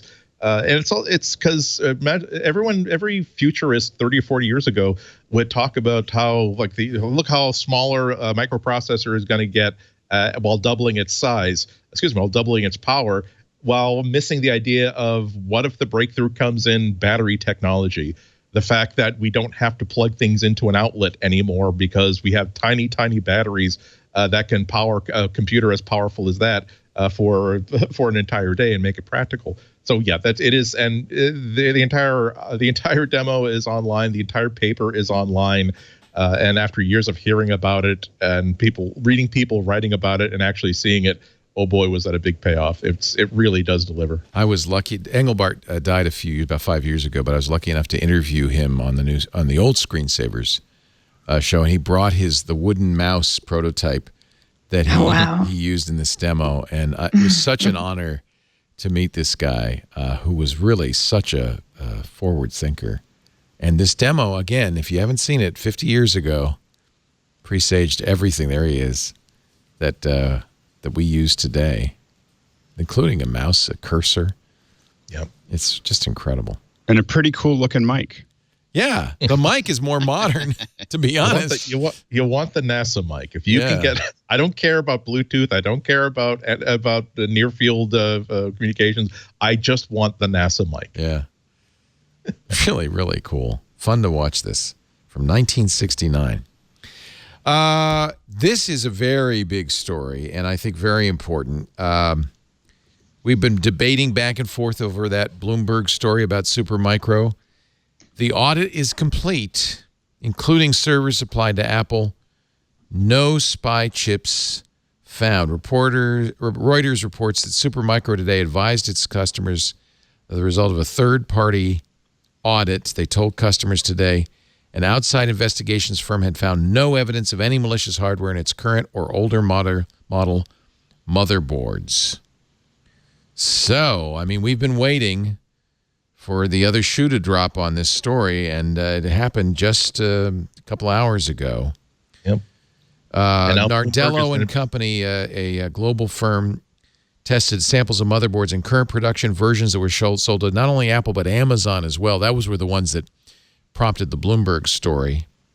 It also examined software and design files without finding any unauthorized components or signals being sent out. Yeah, you kind of knew that was going to be the result when you realized that in the couple of weeks after this news broke, nobody else had anything corroborative or supportive that they were able to report after it. And it's not just the idea that, hey, well, gosh, this is news to us. Let's grab one of these motherboards and have one of our forensics guys, one of our forensics people take a look at it to find it. It really is. It shakes out of the tree a lot of other stories that a reporter might have picked up on but didn't see the significance of at the time, or a conversation that now seems to be important in retrospect, and nobody had anything after that. So that's the next phase of this is, where did you get this story from? How did Bloomberg okay it for publication? And why didn't they retract once all these other organizations were? I think they're just trying to skip the cycle. They're just hoping that there's enough other news that's going to come up that they can just kind of step over it and skip the cycle. But these articles are going to keep coming out until they retract. This is an article. We're finishing our report on one that I bought in 2015. Oh, you actually are analyzing your Elemental. We tore it apart. Yeah, we tore it apart. So we're going to be posting something. And, they're going to keep on getting more and more data. And the thing is that Bloomberg just wants this to go away. It is incredible. It was potentially very damaging to Supermicro. I mean, this is the kind of thing that could end a company, And so for them to be as loose as they were with the data and have everything, I mean, this is a good example. Everybody anonymous. I get that it was important that no one knew, but I mean, you're putting yourself in all kinds of danger when no one wants to put their name on it, And I think that it was sloppy reporting, and these guys have had issues in the past. I think that it damages the Bloomberg brand, and I think that they were just trying to. They're trying to sidestep it. I think they just think it'll go away, and it's just not going to go away. I think at some point you're going to see Apple and Amazon and other press them again. They have to, figure this out. And I think that we have to think about whether those reporters should be doing this again. Well, and in the Reuters story, they quote Supermicro saying the company is reviewing its legal options. Yeah. Yep. Bloomberg probably has really good insurance, but it might have limitations to the sort of due diligence that Bloomberg is expected to perform before going with the story in order to get the payout. So I'm going to follow this story because it's going to be an interesting tale of exactly how far a publication can stick its neck out without and still feel as though it's okay for us to move forward, because what's the worst that can possibly happen to us? And I think we're going to find out the worst that can possibly happen to Bloomberg. And the danger is not going to be the actual findings of the lawsuit. The dangers for Bloomberg are going to be the discovery and the depositions and the emails and the, where, did they try to cover this up? Did they, try to slow it down? Where do they, all of that stuff, all that investigation is going to be incredibly damaging for them. And it's going to draw out over years when what they needed to do was, when they realized they were in trouble, they needed to back away. Exactly. This is such a trust thing. Like especially news organizations, they rely on the trust of their readers. And when something comes to light that might not have been right, even if you're not ready to retract or say that we were wrong, making a statement that, we have reason to believe that we don't have the exact correct information. We're going to do some research and follow up with it. And Bloomberg just kind of remained silent in that, which I think is the biggest danger to their reputation, is that now that we see what they did with this news article, what are they going to do in future articles when it comes to light that the information may not be right, and we can't even trust anymore now if somebody is to accuse them of not having correct information, because we see under this circumstance specifically that when they were accused of not having the correct information, they did nothing. So it's a very, very dangerous situation for Bloomberg to be in right now with their reputation. Well, I think it's going to be hard for them to have any big blockbuster breakthrough scandal that they could cover again for quite some time, because everything is going to be going through this filter. But even if it's not a scandal, even if it's just literally, some company just says Bloomberg lied about, what they saw, even though they have pictures of it when I was walking down the street, now their reputation is at stake. And therefore, that calls into question everything that they report on. I just don't get it. I mean, they worked on this for more than a year. They had, internal oversight. I don't understand how it happened. And I hope that they would step forward and say, well, here's what happened. They need to do a postmortem and they need to make it public. Yeah. Here's what happened. Here's how it happened. Here's why we believed it was good to go with this story. It is they're not unbelievable because they are a legitimate. I mean, they're highly respected. I was going to say at this level, one of the things is that people want to dismiss what reporting is all about. The thing is, internally, you have to fight. The part of the process at this level is you have to fight your own editors, and your editors have to fight their own chiefs, saying that prove to me that this is right, prove to me that you've got it. And you think you got it locked, and you do have it locked, but someone upstairs is going to say, "Yeah, but what about this piece of information? You need to find another source to back you up on this, or you need to find somebody who will go on the record on part of this." And that's part of the challenge that gets the story tighter and tighter and tighter and harder to refute. So that's why it really is baffling to me that a story can be this wrong and get through the process. That means that there is a process that has failed immediately and catastrophically at Bloomberg. Yeah, I think we haven't heard the whole story yet. There's something else, and I can't imagine what it is. Yeah, this isn't an opinion columnist. This was a news story. Yeah, so, by all accounts, they'd been working on for more than a year. And had a strong oversight from their editor-in-chief, who's highly respected, came from The Economist. And it's a respected publication. How did this happen? And, I don't know if there's grounds for a lawsuit. That's a complicated thing to do because of the First Amendment. But nevertheless, I think we deserve a little more information about this, not silence. Yeah. And the other thing is probably whatever agreement that those writers signed. I don't know if they're staff on Bloomberg or they are staff, yeah. They are staff, so they probably, as part of the contract, they said there's a clause that's on the contracts that I've signed. It says, by the way, you assert that you're not making any of this stuff up, and if turns out that you did make up something that you put in an article that ran on our publication, we're done with you.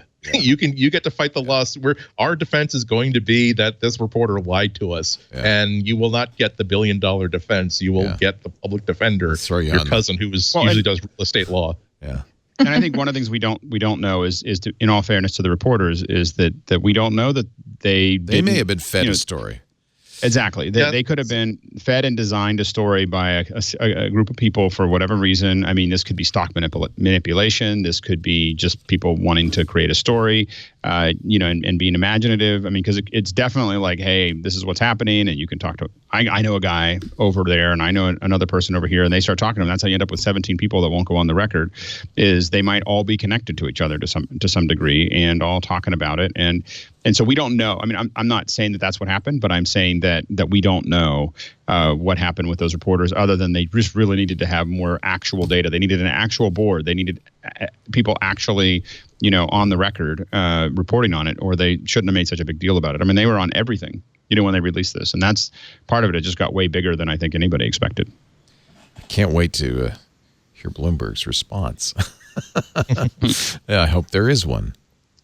Let's take a break. Your picks of the week coming up. But first, a word from Lastpass. My pick. If you've got a password, if you've got many passwords, who doesn't? You need a password vault that's encrypted, secure, that will help you create long, strong, unique passwords for every site, every app. That's Lastpass. I've been using it for a decade. And it's the best. Steve Gibson, our security guy, actually talked to the creator, looked at the source code, gave it his thumbs up. He uses LastPass. We use it at the enterprise version because, well, if you think about it, as a company, you're giving passwords to your employees. You're giving them the keys to the kingdom, the log into your bank account, your servers, your data. LastPass protects all of that. Data breaches happen. You cannot wait to get password security locked in. Make every employee on your team a part of your security solution with LastPass Enterprise. Does a few things your employees will appreciate from a convenience point of view. It makes password sharing easy, but it keeps access to corporate data secure. Every employee has his or her own secure vault for managing and accessing passwords. LastPass Enterprise offers you centralized admin oversight. You can set over 100 policies, including master password requirements for the employees. You can enable password resets. I get an email every time Russell does a password reset because one of our employees has forgotten their passwords. We require them to use two-factor. You can do that too. If an employee leaves the company, you can restrict access as well.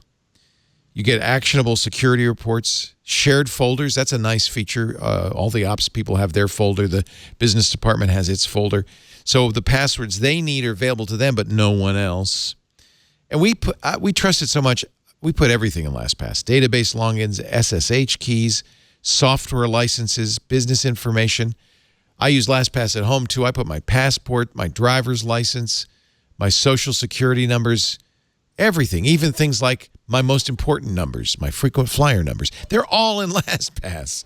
It's convenient, too, because I have those numbers whenever I need them, but no one else can see them because LastPass data is encrypted and decrypted only at the device level. Data stored in the vault is kept secret even from LastPass. And it works everywhere you do. Android, iOS, Macintosh, Windows, Linux. There's a LastPass Chrome plugin. There's a Safari plugin. There's an Edge plugin. It is the easiest way to create and remember and fill in passwords for any use. And I tell you, with iOS 12 and now the new ability to fill in passwords, it's even easier. It's the first app I put on a new iPhone because it will help me set up all the rest of the apps. I love it. No more copying and pasting from the LastPass app. Same thing on Android. It's just really sweet. More than 16 million people trust LastPass. It's the #1 most preferred password manager. And you need it for your business as much as they need it for their homes. In fact, that's one of the things we offer all of our employees. Because we use LastPass Enterprise, we also give them a personal account. And what's nice is they can keep both accounts with the same login. If they use Microsoft Active Directory, it's even simpler. Then you can just log in with your Active Directory credentials, but it's still secure. LastPass Premium for personal use. LastPass Families, that's what I use at home. It makes it easy to share passwords with my entire family. Their emergency access means I can designate somebody who gets access to my vault if anything should happen to me. That's really good. LastPass Teams, if you have a small team, 50 or fewer, and of course LastPass Enterprise for a big organization. It's affordable, it's effective, it's secure. It is absolutely a must in business. Take control of your business passwords, reduce the threat of breach. Learn more at lastpass.com/twit. lastpass.com/twit. Lory Gil, Do you want to pick a rock and roll song? Do you want to pick a scary movie? Your picks are always interesting. I like that you've caught on to my scary movie trend. Did you see the new Suspiria? I haven't seen it. Oh, don't break my heart. I haven't had a chance to see it. It's not available in theaters anymore, so now I have to watch it on a boring old small home screen. But it's coming out on Blu-ray DVD. Yeah. January 29th. It was just bad timing that I missed it in theaters. It was a bummer. And it wasn't playing in Sacramento where I live either, so I would have had to drive to San Francisco to see it, which isn't that far, but I didn't make any trips to San Francisco during that time. It was an Amazon studio production. I didn't realize that. Yeah, which is weird. I purposefully won't let anybody tell me what they thought of the movie because I don't want any judgments coming at me. I want to be very fresh when I go in and see it. Does it help to know that music was scored by Radiohead's Tom York? It hurts because Goblin scored the original soundtrack, which I did actually go see Goblin scoring the soundtrack to Suspiria live right before the movie came out, and it was beautiful. So I'm certainly, unless Goblin is scoring the remake, of course I don't think it's good enough. So I think I should see the trilogy, the original, and then I can see the new one. Honestly, I don't know because I don't know what the new one it's like. I don't know whether or not it's capturing the original story or if it's taking a different route. So I can't recommend to you one over the other, but I can definitely recommend to you watching the original Mother of Tears trilogy because it's amazing. I gotta see them all. And beautiful and weird. That was your last pick. What do you got this time? Well, this time is something much less interesting, but I just went to the absolute depth of my laziness on Sunday and just did not want to go grocery shopping at all. But we were out of food. I needed to go grocery shopping. So I signed up for Instacart and it was wonderful. So my pick is actually Instacart because I couldn't believe how easy it was to have all of my groceries. I picked them right on the website. It's available in Petaluma. It's available in a lot of places, and a lot of grocery stores support it. So my grocery store that I normally go to was right out there on the list. And for anybody who's wondering, you don't only get to pick from brand names, you can pick store brand, which is I buy a lot of store brand stuff because it's less expensive. You're not paying more to get it. It's the same price. You can use coupons. You can use the sales that are happening in that store live. You get all of that. I believe you pay somewhere around $10 per delivery. It's like a $5 delivery fee and a $5 service fee within that price range. And then they do recommend that you tip the person who's buying your groceries for you because they literally, there's like a person who goes into the store and does my grocery shopping for me, delivers it to me. The woman who delivered to me, her name was Leslie, and she was the nicest woman. I actually signed up for express delivery. It was a free 14-day trial. This just happened on Sunday, so I've only done this once and loved the experience.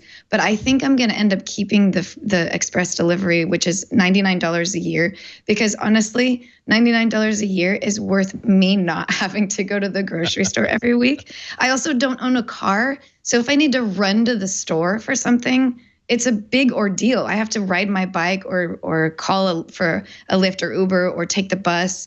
It's not just a hop, skip, and a jump down there. So this is, for me, it's even more beneficial for just the ability to get stuff from the store when I don't have easy access and transportation down there. So thank you, Instacart. So in our area, Safeway, Whole Foods, Costco, Smart & Final, CVS, Petco, Smart Food Service, Bevmo, Sur La Table. I mean, it does everything. This is awesome. Yeah. Oh, man. I felt so bougie doing it, but I was so happy with the results. Sometimes bougie's not that bad. It's just that issue of like, I don't have time to go to the store. I don't have the time to make dinner, so I go out to eat a lot. I'm one of those people. No, you got it. That's bougie. You got to start cooking. Well, now that I get my groceries delivered, maybe I will shop more, cook more often. I made Wiener Schnitzel last night. That's a popular request. Our 16-year-old, don't tell him, because I used to make pork chops, breaded pork chops, and he wouldn't eat them. So I've pounded them flat. And I said, it's Wiener Schnitzel. Now he eats it. Nice. It's actually quite good. I like. It sounds really good. Yeah, I like to put tomato sauce and mozzarella on them, and then it's Parmigiana. Nice. It's fun to cook. But you're right. It's a pain.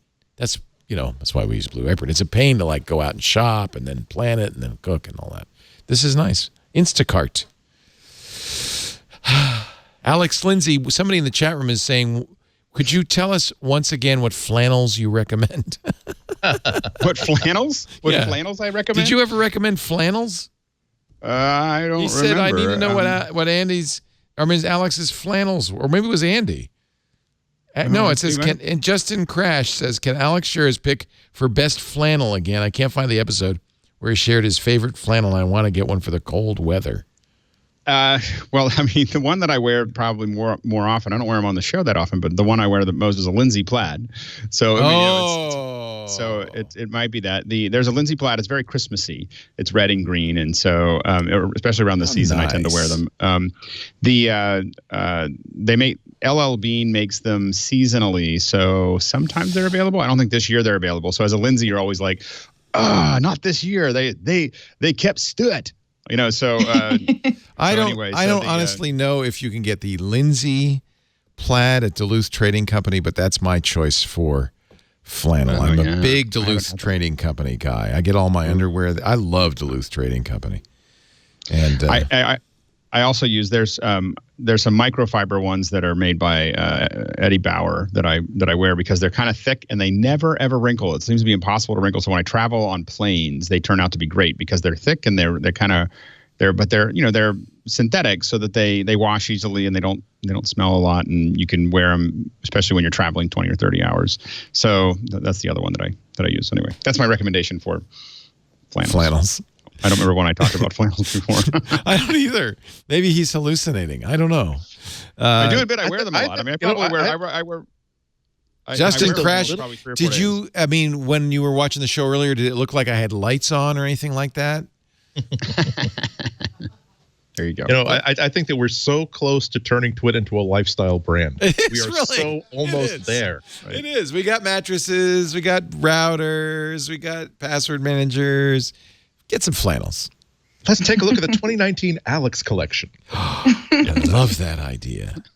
What is your pick of the week? So, by the way, I want to thank you because I don't know if you saw my gift guide earlier on iOS Today, but I did throw in that Sound Devices USB Mix Pre 3. Love that thing. That is awesome. Pretty nifty, isn't it? Love it. $650. So great. It's just a little tiny bit short of a full Alex, but it's awesome.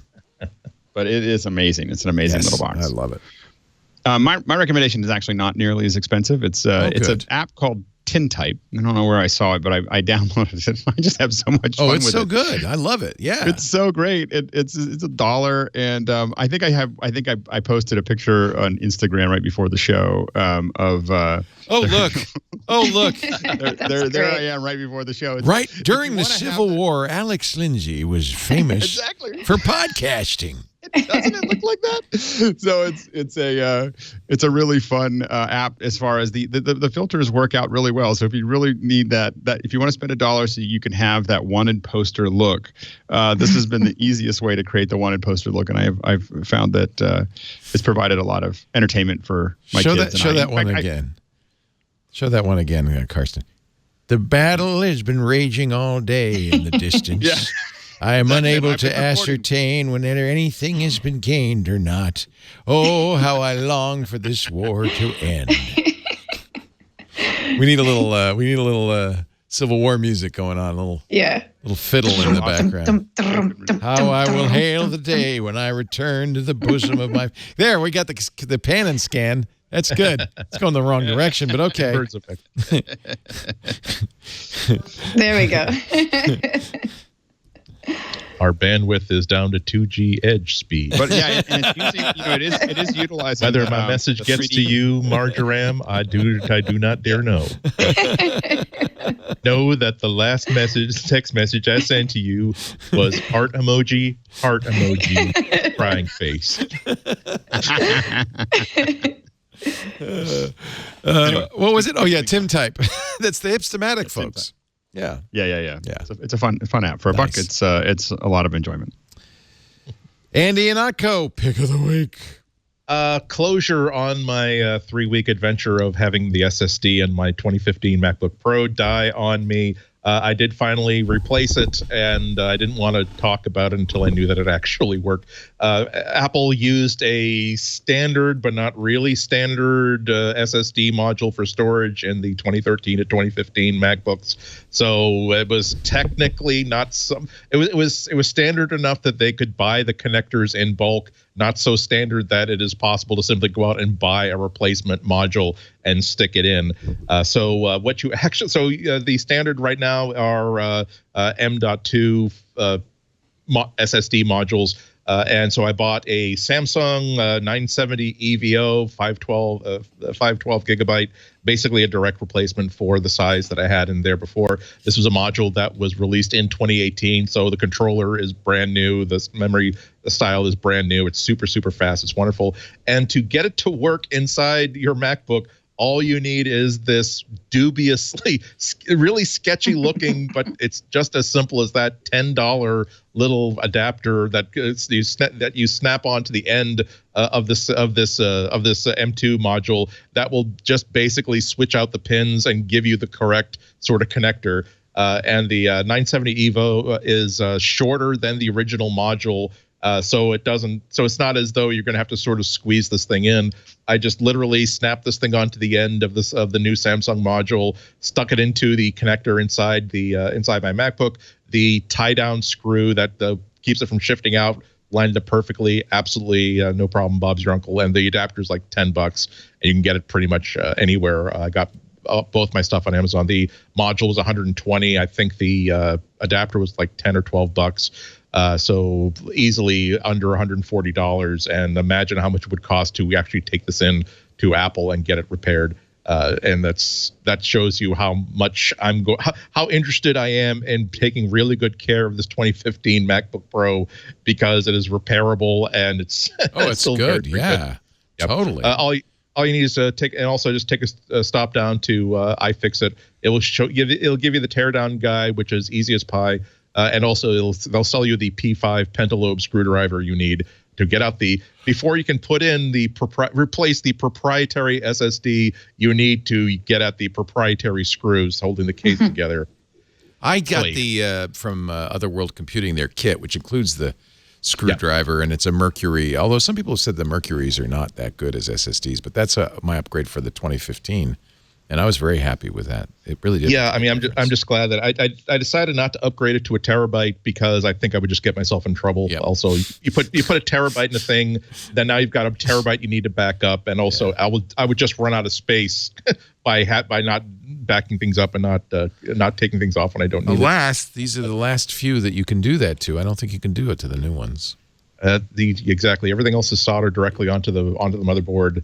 So and remember that it wasn't just, hey, wow, I've run out of space. I think I want to electively swap in a higher capacity SSD. It's no, my MacBook was dead. You cannot boot it because whatever section of the SSD had the mounting and boot code had died and perished. And so it was just, and not only that, but even booting it off of an external SSD, which is what I'd been doing for the past couple of weeks, was not working out, because as we saw during the middle of last week's show, I had the most malicious, horrible Godzilla-style crash right in the middle. And so, but again, I have this going for the past 4 or 5 days. It's working perfectly fine. Sleep works fine. Deep sleep works fine. That was sometimes an issue with other volumes before Apple. I think it was before 10.13 or something. Before Apple basically made the operating system support all these modes on different kinds of internal drives. So it'll work out great, and it'll keep your MacBook alive for another couple of years. And $130, easy peasy. Andy, I was following your updates on Twitter live as you were posting them about this replacement. I was watching the Game Awards and would pop back into Twitter, and I'd see something that you pop up, and I'd go back and watch the awards, and I'd pop back into Twitter and see another thing that you posted. And it was like I was watching you actually, like, is it going to work? Is it going to work? And then the screen where you show it did it. It worked. It was like, yay! I was so happy for you. It was great. I have to admit, as I admitted later on in the Twitter feed, I did just weasel out. I only started posting those pictures after I rebooted it, made sure everything worked fine. Because you do the research. For me, it felt new. It was. I'm glad I had you all along with me on the journey, because I wanted to make sure people knew that it really is that simple. It's not the horror show of a modern MacBook where you have to attack something with a heat gun to separate the glue that's holding everything together, and you will definitely destroy something, and you'll have to replace it just to get the motherboard. It's easy peasy. You take off screws in the back, you remove the back, you unplug the battery just for safety, and then you just unplug one module, plug in a new one. You're good. Bob's your uncle. As you know, I had a bad Kickstarter habit for a long time. I think we all have. I've kicked it, except that now I'm back for one thing, and it's only because I've bought things from these company before. Sanho, I bought way back when the MacBook came out. They made a very nice dock for the MacBook that just plugged into the Type-C port and added a bunch of nice functional ports. When I got the new MacBook Pro with the dual Type-C, I got their special dual site. They call the brand of these is HyperDrive, and they are back on Kickstarter with a new one that just went up yesterday. It's already raised $304,000 with a month to go. The first USB-C hub for the iPad Pro. And as you can kind of see, it is designed a little differently than I can use these. This is the one I got for the MacBook, but this one's a little different because, first of all, it's centered as it should be, and it matches the color. It's really ugly for me to use a gold hub on a slate MacBook Pro. But what's nice is this adds HDMI, USB-C for power, and if you want micro SD and SD card reader, Type A USB, and yes, there's an audio jack. Oh, my God. And if you hurry, and I think this is really only going to be for people watching live, you can get it for half off what they will sell it for, which is $100, $49, but there's 102 left of those. So now the good news is I think there's more of the more expensive $69. Eventually, they plan to charge $100 for it. I got two, one for me and one for Lisa. I am a big fan of the iPad Pro. And I've used HyperDrive dongles, as you can see, for my MacBook and my MacBook Pro, and I really think that this is a company that knows what they're doing. And this will be a nice addition. Instead of carrying a bunch of Apple-provided dongles and so forth, by using this HyperDrive, you'll be able to add to the capability of your iPad. It works with the case on, has a little bracket to steady it, and boy, that's a lot of additional functionality with one little doohickey. And at $49, that's really a good price. So hurry, as you listen to this, go to Kickstarter, search for, I think the search term would be HyperDrive for iPad Pro 2018. This would be a good thing to pick up. The first HyperDrive, this is my third, this will be my fourth. The first one I got, the USB-C connector did get loose and wobbled, and eventually they stopped working. That was one for a MacBook. But I think they've gotten better. They've this is I don't know how many products they've offered now. Quite a few, 8 different products. This is their 8th product on Kickstarter. So I think they're a pretty reliable company. HyperDrive for the iPad Pro. That's my pick. And they got funded within a day. So I think they'll be making it.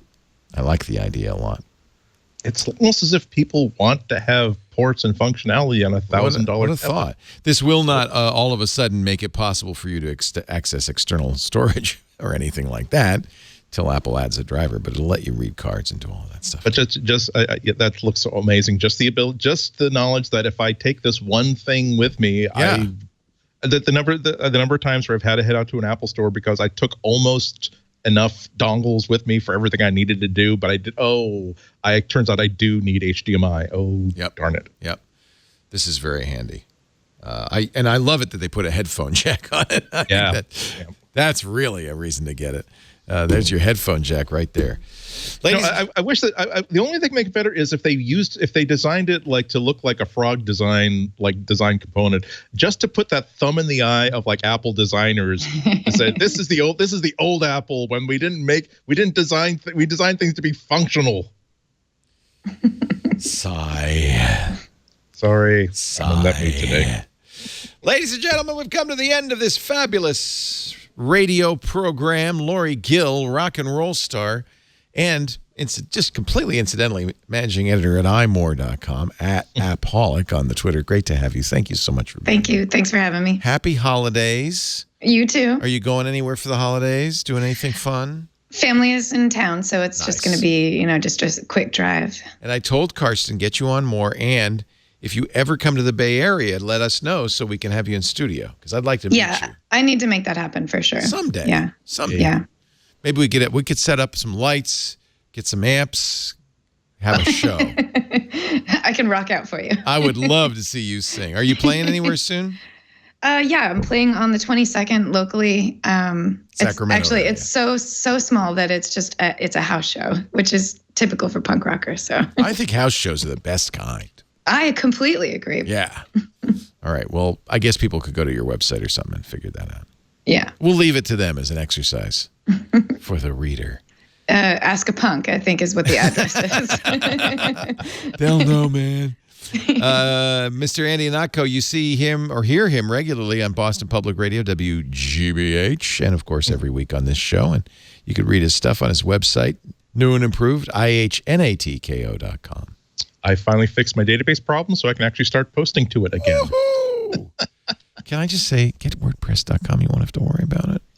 I have WordPress.com for a side project. It's tempting, isn't it? Hopefully, I can show off. It's you pay somebody to take responsibilities off your hands, and they know better than you. They spend more time on it than you are, and you don't wind up having your blog down for about a couple of months because every time you tried to fix it, you ran into some sort of wall that you just didn't have the courage or the time or the patience to get across. Oh, I've been there a million times. I used to do self-hosted WordPress. I completely know. I know what it's all about, baby. Mr. Alex Lindsay, rock on. Pixelcore.com at Alex, Lindsay on the Twitter. And I want to talk to you later in the day. We have much to discuss. Sounds good. Mr. Lindsay, just a personal message. But one of them involves December 23rd and a bottle of Louis XIII cognac. Did you find it? I did find it. Oh. We do have it. And we will have lead glass, specially designed, very expensive glasses, cognac glasses to drink it out of. So that was his incentive. I didn't think you were really going to do it. Of course I was going I was going to come no matter what. I told you.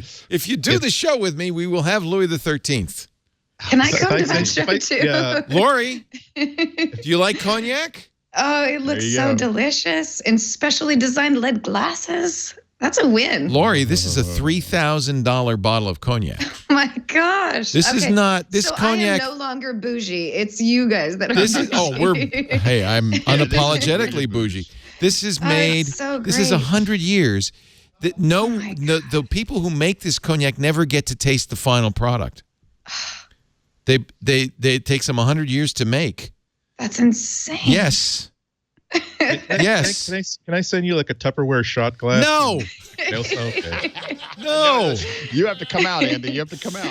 But Lori, seriously, Carson will call you if you want to come down for I had to incent people because it's our holiday twit on a Sunday. It's the eve of Christmas Eve. It's right before Christmas Eve. Yeah. December 23rd. I mean, I don't know. It sounds really awesome. Got these glasses that are specially designed so you can warm the cognac in your hand and as you swirl it around. And it's an excuse not to be with the family. You don't need to be with the family, just us, your family on the air. And while John Slanina will not let us do cigars in the studio, we could, I don't know, maybe we'll have. You got to do the cigar. You got to dip the cigar. See? That See, John? Taste on your mouth. I'm telling you, I'm willing to do the cigars too. What's your favorite cigar, Alex? There is I actually have some Cuban ones at the house. Okay, will you bring me a couple of Cubans? We can. Let me see if I can find them. They're little ones. They're like cigar. That's perfect. Cigarillos. I like a Maduro, but we will get cigars if cigars are desired. And just to see Lory with a cognac in her one hand and a cigar in the other would be worth the price of admission. I'm telling you. I think that might be fun. Okay, folks, if you're gonna have the really expensive cognac and the Cuban cigar and the glass and the crystal snifter, you're gonna have to get like the smoking jacket and the ascot. I have the smoking jacket and ascot. I am absolutely wearing my smoking jacket and ascot. All right. I can provide you with a smoking jacket. I have a smoking jacket here. Okay. I have two. I need to get an ascot. The ascot can be any scarf. You keep a spare. I like that you keep a spare smoking jacket. That's nice. Of course. Yeah, all right, Leo, you bring the smoking jacket. I'll be ready for it. And any silk scarf will do as an ascot. I mean, if you want to do it right, go to Hermes. But any silk scarf will do.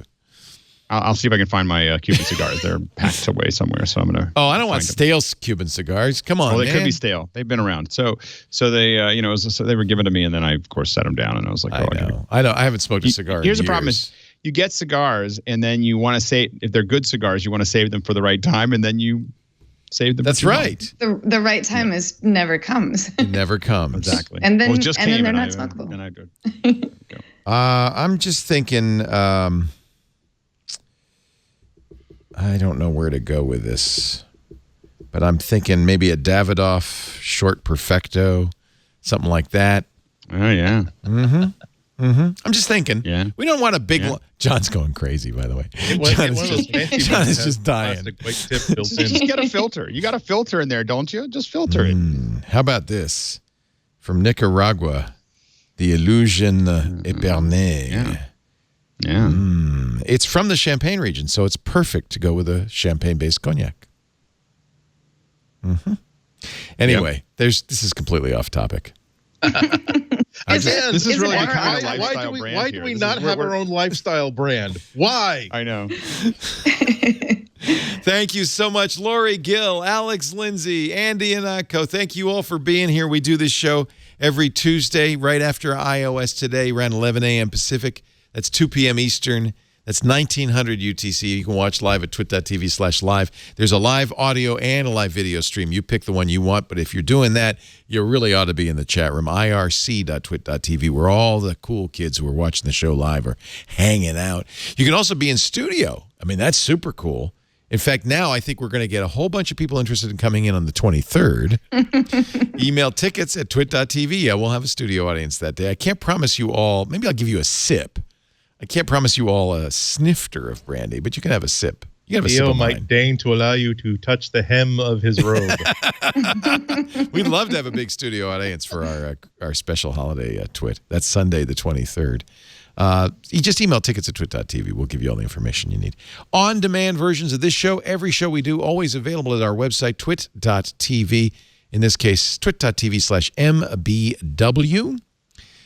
You can also subscribe in your favorite podcast application. That way you'll get it automatically the minute it's available every single Tuesday. It's Pocket Casts, Overcast, Stitcher, Slacker, Apple's podcast, Google's podcast, whatever you use. It's all there. You know, it was one of the longest running shows in podcasting, so of course they've got it there. Make sure you subscribe. That way you'll get it every time. Thank you for being here, and we'll see you next time.